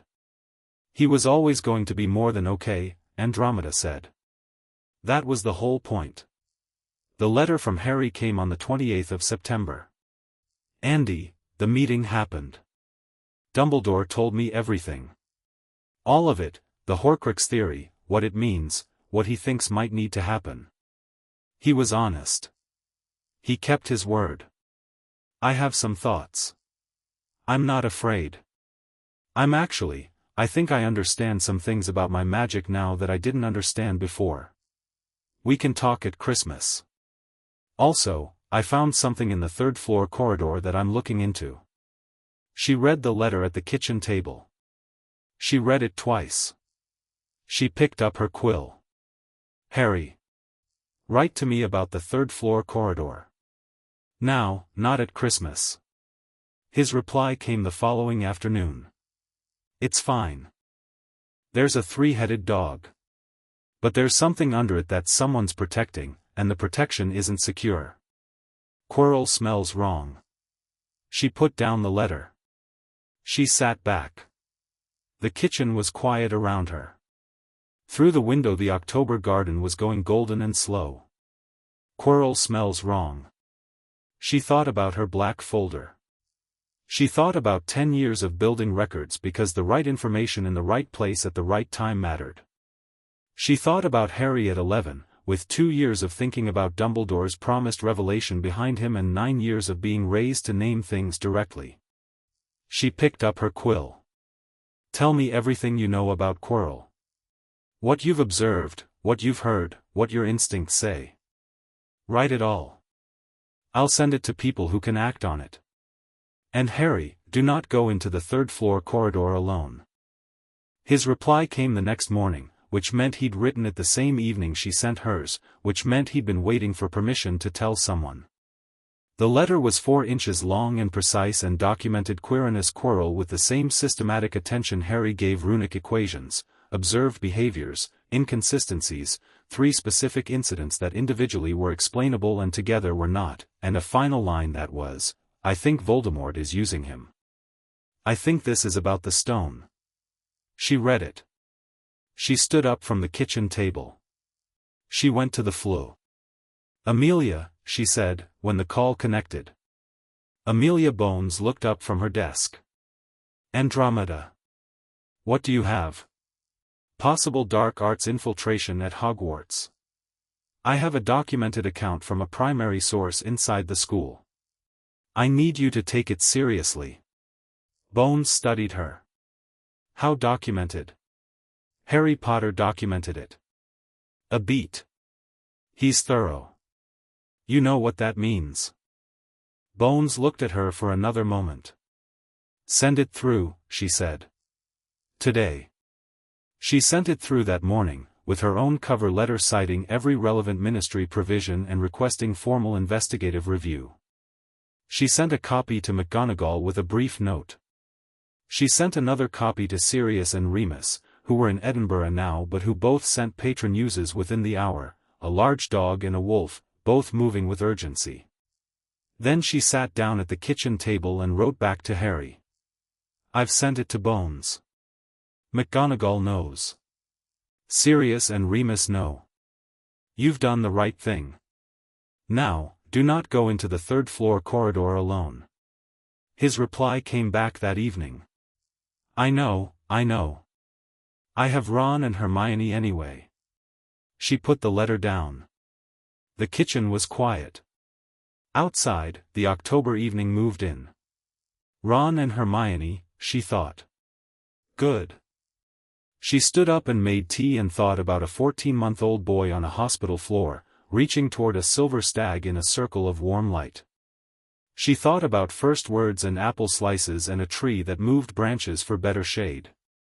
She thought about all the years between then and now, the work, the love, the documentation, the absolute refusal to be managed, and she thought, this is what it looks like from the inside. Not the day you win. Every day after. She thought, he's got Ron and Hermione. She thought, be enough. The kettle came to boil. She poured the tea. She sat at the table and opened the black folder and the manila folder and she checked, for the 10,000th time since November of 1981, that everything was in order. It was. It always was. Chapter 6, The Boy Who Chose the Thing about Hogwarts at Night, Harry had learned in 3 months of living here, was that it was never actually quiet. The castle made noise, the specific, comfortable noise of old stone that had been inhabited for 1,000 years and had developed opinions about it. Portraits murmured when they thought you weren't listening. The staircases moved with a grinding deliberateness that suggested they knew perfectly well they were inconvenient. The suits of armor had an understanding among themselves that their primary role was to be startling, and they pursued this with dedication. Harry moved through it at 2 in the morning with the invisibility cloak he'd found in his trunk on September 2nd, left there by someone, no note, the cloak itself old and silvery and absolutely invisible in a way that went past magical craftsmanship into something that felt older, and he was not, technically, doing anything Andromeda had told him not to do. She had told him not to go into the 3rd floor corridor alone. He had Ron on his left and Hermione on his right, which was not alone. This is insane, Ron said, under his breath. He said this at the start of most of their more significant expeditions, in the tone of someone who was going to go anyway and wanted it on the record that he'd noted the insanity. Harry had come to find it reassuring. Ron Weasley's particular form of courage was the kind that identified danger accurately and went toward it anyway, which Harry respected considerably more than the kind that didn't notice. It's fine, Harry said. There's a 3-headed dog, Ron said. Fluffy, Hermione said. What? Hagrid named it Fluffy. He told Harry. A brief pause. That doesn't make it better, Ron said. No, Harry agreed. But it makes it funnier. The 3rd floor corridor was empty. The door at the end was unlocked. It had been relocked twice since September and was now unlocked again, which told Harry that whoever was using the corridor as an access point had decided that relocking was not worth the effort or had discovered that the lock was the least of their problems. He pushed the door open.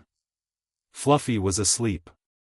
The harp in the corner was playing itself, an old enchantment, barely running, the notes slightly irregular in the way of magic that was being maintained by minimum investment. Harry looked at it, looked at Fluffy's closed eyes, and said to Hermione, "Take over the harp. Keep it playing." Hermione, who had strong feelings about improvised plans but stronger feelings about people who needed things done, took over the harp's enchantment with a quiet wordless charm that kept the music steady. Harry went to the trapdoor. It was a long drop. He looked at it in the wand light, the darkness below, the smell of damp earth and something else, older and less identifiable. "Right," Ron said, beside him. "Right," Harry agreed, and they went down. The devil's snare was already retreating when they landed. This was the intent thing. Harry had felt it since they entered the corridor, the way the castle's magic was aware of him, the low-frequency resonance he'd first felt with the apple tree, which was present here too but differently textured. Older. More complicated, built over by centuries of human magical inscription. But underneath all of that, the basic signature of something alive that could perceive his intention. The devil's snare pulled back not because he made it but because it understood he didn't mean harm, which was different. Hermione landed in the gap behind them and looked at the retreating plant with an expression that was equal parts relieved and scientifically offended that her planned counterjinx had been unnecessary. "How did you?" "Same thing as the tree," Harry said, moving forward. "The tree doesn't count as an established magical precedent," Hermione said, following anyway. "It does in Remus's journal. That's not a published source." "Yet," Harry said. The winged key chamber was next. The keys moved in their shifting patterns overhead, and Harry looked at them for 2 seconds and then said, "The rusty one with the bent wing. Third cluster from the ceiling on the left." "You can't see," Ron started. "Pattern analysis," Harry said.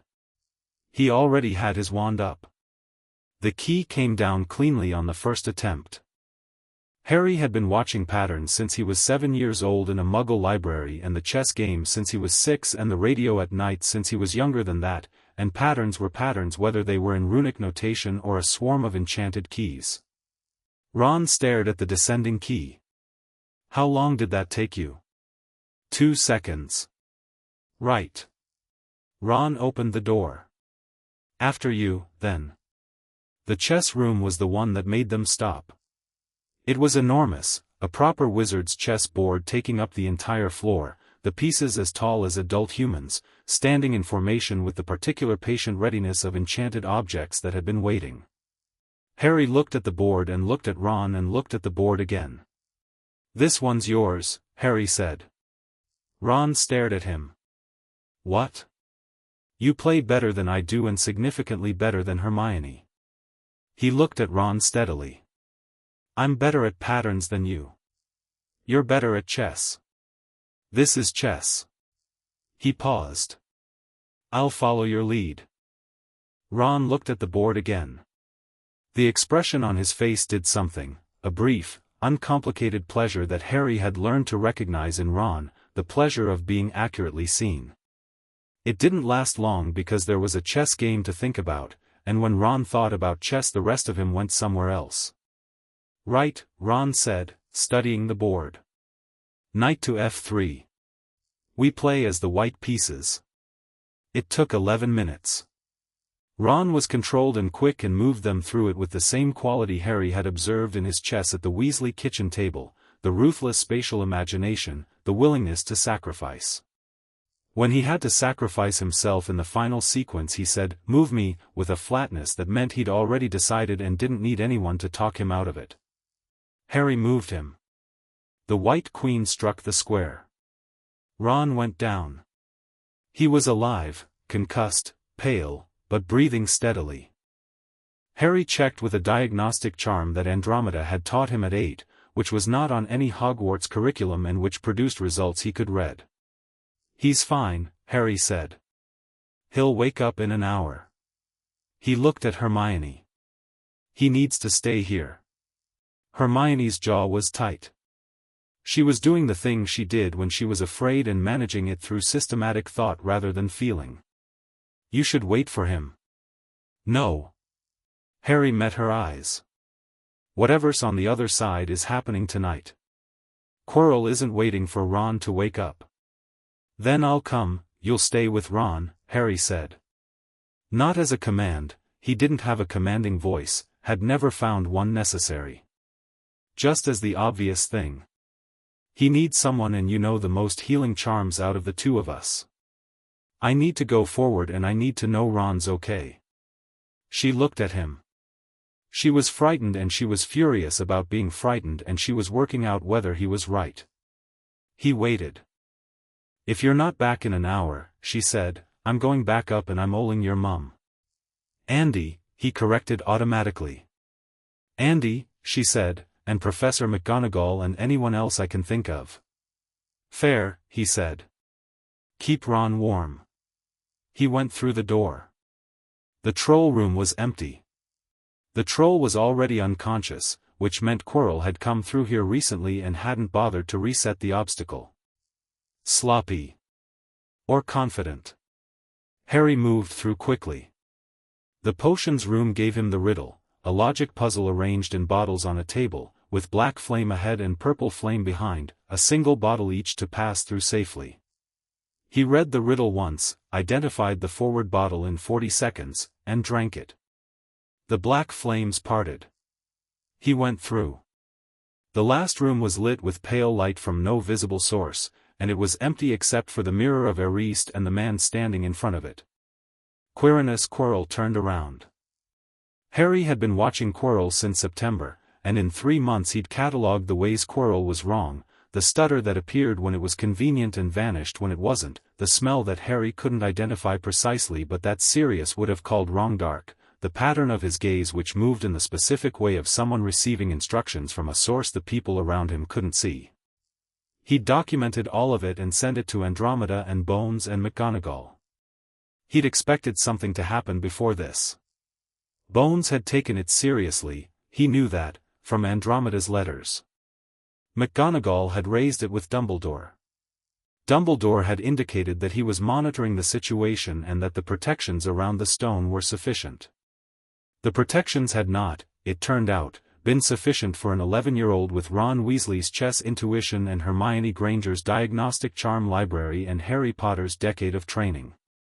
He stood in the doorway and looked at Quirrell and felt the thing in his scar pulse once, a slow, deep recognition, like 2 notes from the same instrument. "Harry Potter," Quirrell said. The stutter was completely gone. "Quirrell," Harry said. He stepped fully into the room and looked at the mirror, and at Quirrell's reflection in it, and at the stone. He could see it, could feel its specific magical frequency, warm and old. The stone was in the mirror and not in it simultaneously, which was elegant enchantment and suggested that Dumbledore's protections were better than the room's other obstacles even if the path to them had been walkable. "You know what I need," Quirrell said. He was watching Harry with his head slightly tilted. The lamp of the room was behind him. The mirror shows the desire of the viewer's heart. "I need someone who wants the stone but not to use it." "I know what the mirror does," Harry said. Remus explained it in a letter. He said most people see what they want most. "And what do you want most, Harry Potter?" Harry looked at the mirror. He stood in front of it, and he looked at himself. He saw himself. Exactly as he was. 11 years old, in a robe slightly too big at the shoulders because he'd grown an inch in October and replacement robes were a holiday purchase. Dark hair. Green eyes. The silver scar on his forehead. His wand in his hand. Just himself. Complete. Present. Standing in the mirror with the slight forward lean of someone who was interested in what was going to happen next. He almost laughed. He didn't, because Quirrell was behind him and the timing was wrong, but the laugh was entirely there, the same laugh he'd had in the kitchen at home when Sirius did something ridiculous, the same one that lit candles. He heard a sound from the mirror.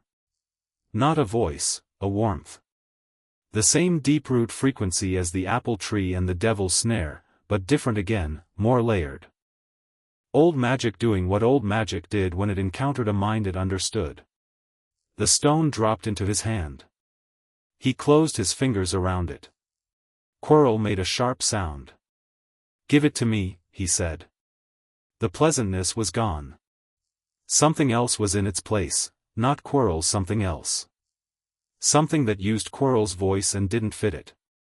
Harry turned around with the stone in his closed fist and looked at Quirrell and felt the pulse in his scar again, stronger now, a resonance between what was in his scar and what was in the room, like standing between two speakers playing the same note. "He's here, isn't he?" Harry said. "Not a question." "Voldemort." Quirrell's lips twisted. His hands came up and began unwrapping the turban, and Harry watched this with a specific quality of calm that he understood came from 10 years of being raised to face things directly. He was afraid, he could feel the fear as a fact, the way he felt temperature as a fact, but fear and being stopped by fear were different things, and they had always been different things in him, because he had been raised in a house where difficult things were named and faced and gone through. The face on the back of Quirrell's head was not Voldemort as anyone had known him. It was barely a face, skull-like, pale, with red eyes that had the particular quality of a fire seen through something that couldn't fully contain it. Reduced. Clinging. "Harry Potter," it said, in a voice that was wrong in the specific way that things made of only parts of themselves were wrong. "Give me the stone." Harry looked at it. He felt the thing in his scar pull toward it, the recognition of origin, whatever he carried that had once been Voldemort, reacting to what Voldemort had become. He said, clearly, "No. The stone will restore me," it said. "Power, boy. Beyond anything I'm not interested in what the stone will do for you," Harry said. "And I'm not afraid of you." He looked at what remained of Voldemort with the polite, clear-eyed curiosity that Dumbledore had described as unsettling, the first time he'd encountered it, and which Harry had never thought of as anything other than the appropriate response to things that wanted to be feared. "You're diminished. You're using another person's body because you don't have one. You killed my parents and you came to Godric's Hollow and my mother stopped you, and whatever you tried to do to me instead, it became part of me. That's not a threat. That's a fact I know." He paused. "I understand what you are now better than you think." The red eyes narrowed. "Then you understand I cannot be destroyed." "Not by me," Harry said. "Not tonight. But neither of us is getting what we want here." He looked at Quirrell, whose body was now the site of a visible struggle, the puppet fighting the puppeteer, Quirrell himself surfacing intermittently with an expression of a man who had made a catastrophic decision and was living inside the consequences. "How much is left of him?" Harry asked, still looking at the red eyes. "Quirrell. How much of him is actually still here?" A silence. The red eyes moved. "Enough to feel pain," it said, and what was in its voice was not compassion but information, and Harry filed that information. He moved. Not toward Voldemort's face, toward Quirrell's hands, which were reaching for Harry's closed fist. He caught both of Quirrell's wrists with both hands, his own and his wand hand simultaneously, and held them, and felt the moment of contact go through the room like a struck bell. What happened then was not a deliberate action. It was the intent magic, the deep resonance of what Harry was, meeting what Quirrell had become, a body hosting two incompatible magical signatures, one original and one parasitic, and the parasitic one having a structural vulnerability that Harry's magic, at its particular frequency, could locate and press. Quirrell screamed. His skin blistered under Harry's hands, not burned, something more fundamental, as if Harry's touch was the wrong frequency for what Voldemort had built in him, a dissonance that the host body couldn't sustain. Harry held on because letting go would mean the stone, and the stone meant a body for Voldemort, and a body for Voldemort was a problem of an entirely different order. He held on for what felt like a very long time. The red eyes were screaming too, not sound, but frequency, the pulse in Harry's scar going painful and high, a feedback loop between what was in him and what was in Quirrell, trying to find equilibrium and not finding it, and Harry stayed in it the way he stayed in difficult things, which was by knowing exactly what he was doing it for and keeping that knowledge solid and present. He was doing it for James and Lily, who had made him, and for Andromeda, who had chosen him, and for Sirius, who had come back, and for Remus, who had stayed, and for Ted, who was proud of him, and for Nymphadora, who called him hers from the first day. He was doing it because the house on the hill existed, and because candles lit in kitchens, and because he had never been told there was anything to fear that couldn't be looked at directly. He was doing it because he was 11 years old and he'd been given the life that equipped him for exactly this. The light in the room changed. Quirrell crumbled. Not spectacularly, not an explosion, not a dramatic collapse. The way something crumbled when the thing holding it together was removed. He went down at Harry's feet, and the red eyes were in the air for a moment, formless, forced back out, the fragment of Voldemort displaced without a host, and it screamed in the frequency Harry felt in his scar and then moved, passing through him like cold, and the scar went white-hot for a long second, and then it was gone. Harry stood in the room with the stone in his hand and Quirrell on the floor, and the distant awareness that he was going to feel this in several hours when the adrenaline wore off. He looked at Quirrell. He checked the diagnostic charm, the same one he'd used on Ron. Living, barely. He needed a healer significantly better than an 11-year-old. Harry put the stone on the table. He crouched beside Quirrell. "I'm going to get help," he said, to whatever was left of the man. "You made bad choices. That doesn't mean you die alone on this floor." He stood up. He thought about Hermione's deadline, 1 hour, and about Andromeda's letter, "Do not go into the corridor alone," and about the fact that he'd been gone considerably longer than an hour. He went back through the black flames and the potions room and the chessboard, where Ron was sitting up, blinking, with Hermione's hands on his shoulders and the specific expression of someone who had woken up to news they expected and didn't want. "He's down," Harry said. "Quirrell's down. We need to get a professor. Quirrell needs a healer." Hermione stood up. "And Voldemort?" "Gone. For now." He met her eyes. "I have the stone. I'm not keeping it. Dumbledore should decide what happens to it, it's not mine to make decisions about." "Are you hurt?" Ron said. Harry looked at his hands, blistered where he'd held Quirrell's wrists, the skin raw and strange. "Yes," he said, because he was honest about things. "But manageable." "That's," Ron said, looking at the blisters, "not what manageable usually means." "Let's go," Hermione said, which was the right call. Harry let it be the right call. He woke up in the hospital wing. The ceiling was high and white, and he knew before he fully emerged from sleep that he was in a bed that was not his bed, with the specific quality of wakefulness that came after something significant had happened and you'd been unconscious long enough for your body to start making peace with it. He turned his head. Andromeda was in the chair beside the bed. Not Dumbledore. Not McGonagall. Not a healer he didn't know. Andromeda, in her grey professional robes that meant she'd come straight from something and hadn't stopped to change, with the black folder on her knee, of course the black folder, and a cup of tea going cold on the bedside table that she'd apparently forgotten about. She was looking at him. She had the expression she had when she was keeping several things very controlled and very separate, which he had learned over 11 years meant the feeling was significant. "Hi," he said. "Hello," she said. "How long?" 2 days. She set the folder on the table beside the cold tea. "Your hands are healed." The scar responded oddly to the standard healing charms, so a specialist saw to it, "It's fine now. You'll have a slight residual sensitivity for a few weeks." "Quirrell? Alive. St. Mungo's. He'll recover, physically." A pause. "The Ministry has questions for him. Bones is handling it personally." Harry looked at the ceiling. I sent the documentation in October, he said. Not as a complaint, just as a fact that wanted to be placed in the correct relation to subsequent events. I know. The Ministry acted on it. Not fast enough. Her voice was level. I filed a formal inquiry this morning about the response timeline. It will have consequences for someone.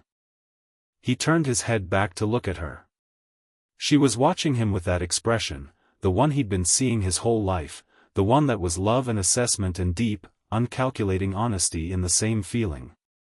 You're not going to tell me I shouldn't have gone down there, he said. No, she said. You're not going to say I should have waited. You had documentation in the hands of adults who should have acted on it. They didn't act fast enough. You made a considered decision with the information and resources available to you. She picked up the cold tea and then put it back down when she apparently registered the temperature. You didn't go alone. You had a plan. You got Quirrell out instead of leaving him. She paused. Your handling of Voldemort was unconventional, he offered. The specialist healer's word was unprecedented. She looked at him steadily. Harry. What you did in that room, holding on, that's not something I taught you. That's not something Remus taught you. That's you. It's all of you, he said. I did it because I knew what I was doing it for. She was quiet for a moment. Sirius and Remus are outside, she said. They drove. It was faster than the flu. Don't tell Sirius that's not how flu works. She paused.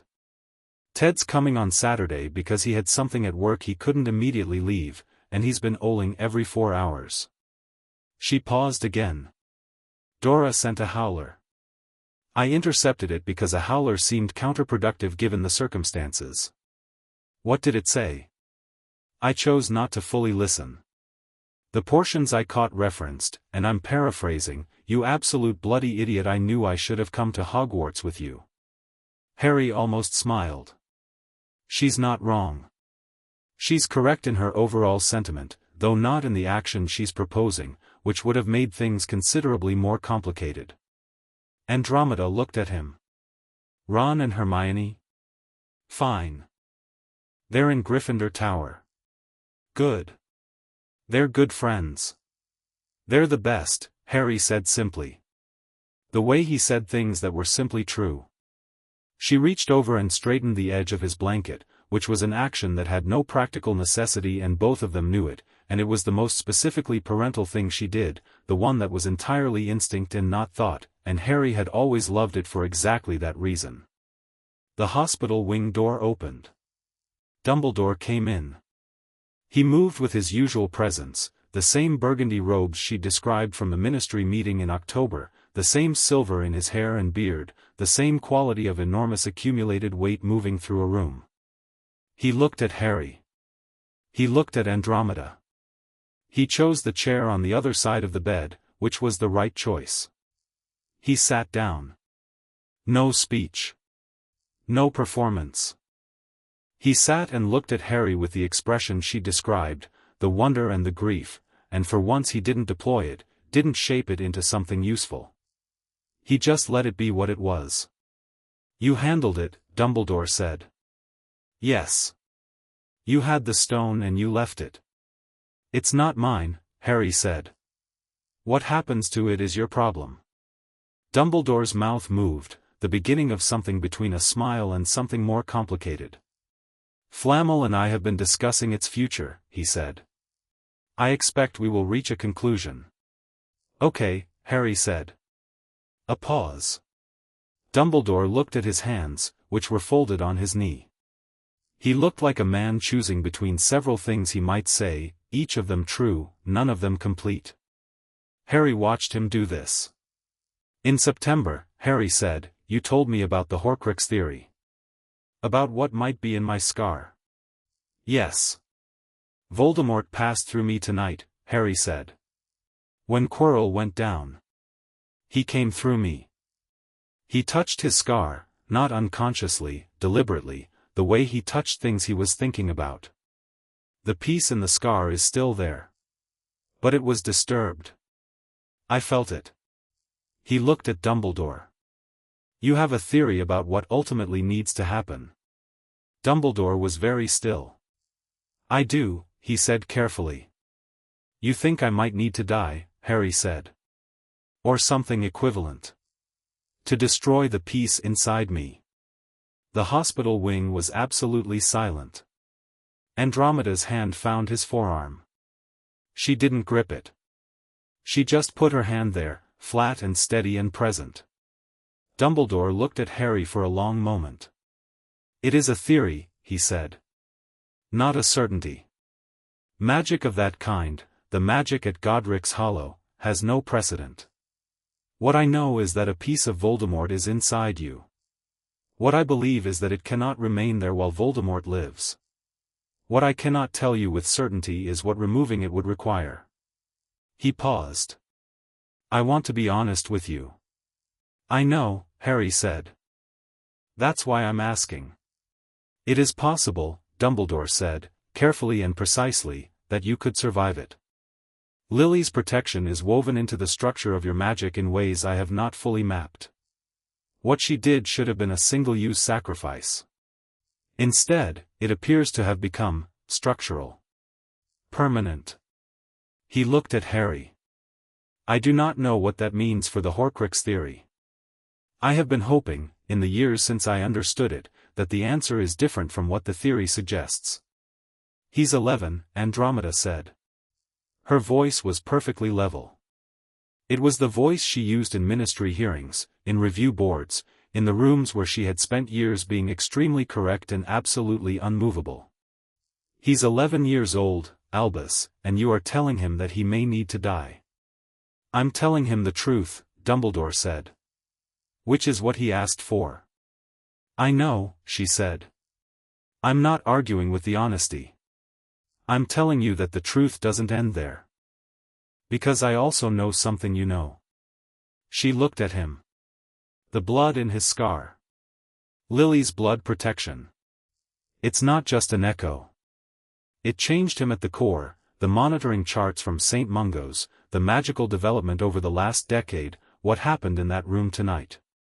He is not simply a boy with a Horcrux inside him.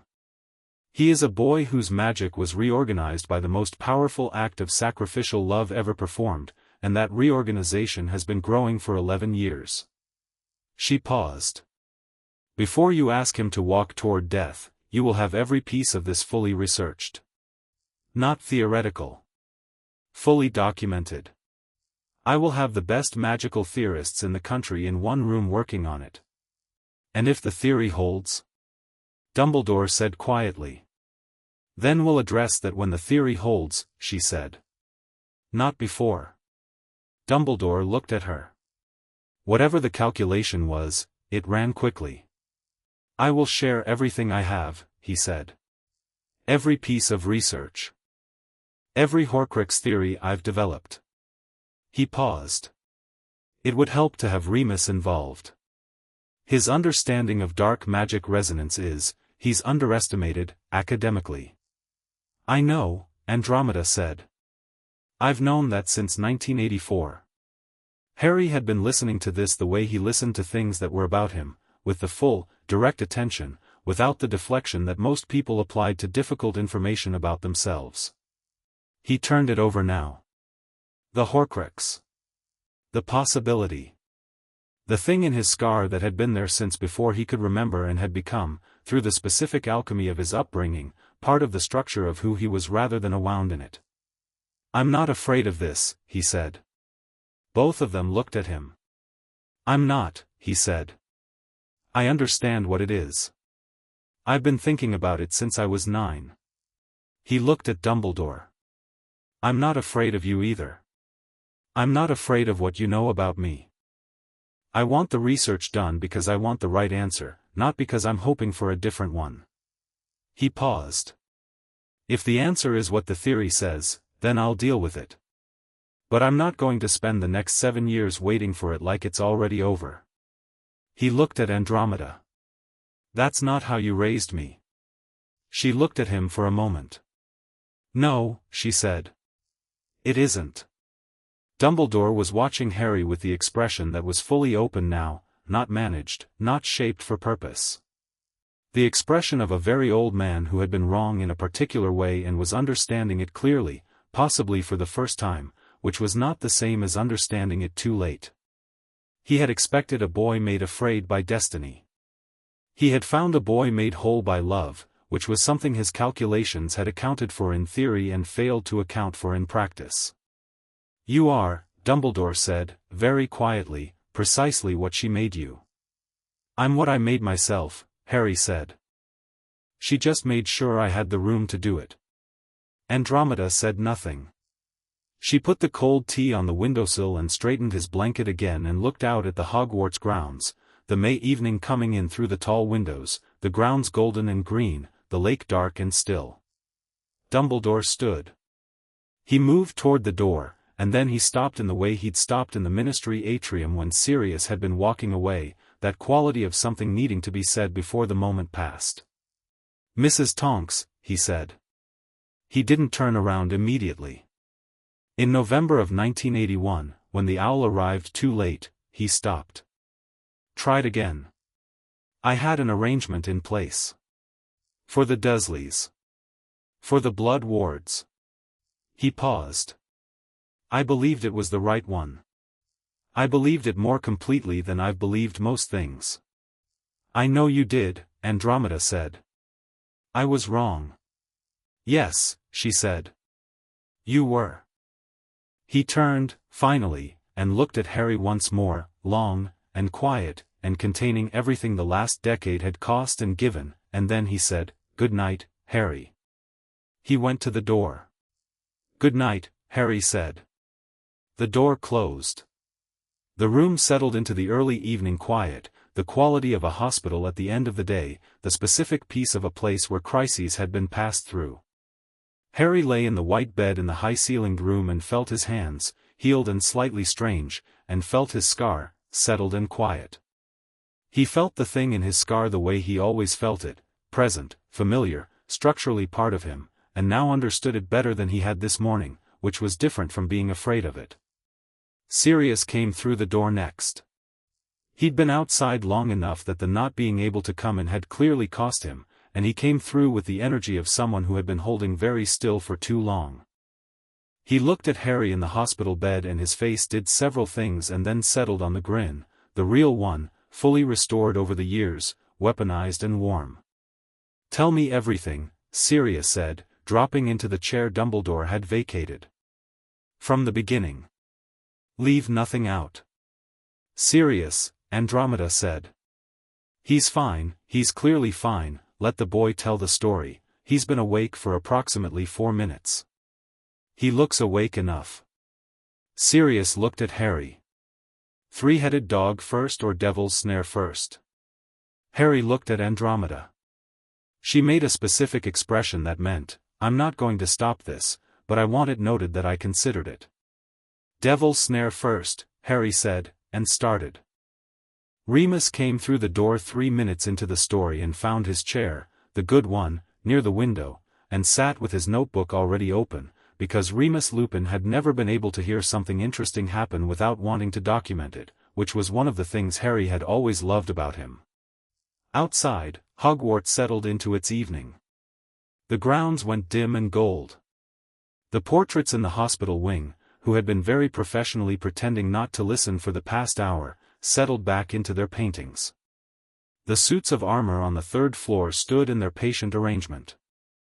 In the hospital wing, an 11-year-old boy told his family what had happened, and his family listened with the specific quality of people who had been in his corner from the beginning and fully intended to remain there, and the story went the way good stories went, with the difficult parts given their full weight and the funny parts their full room and the whole thing told by someone who was not afraid of it.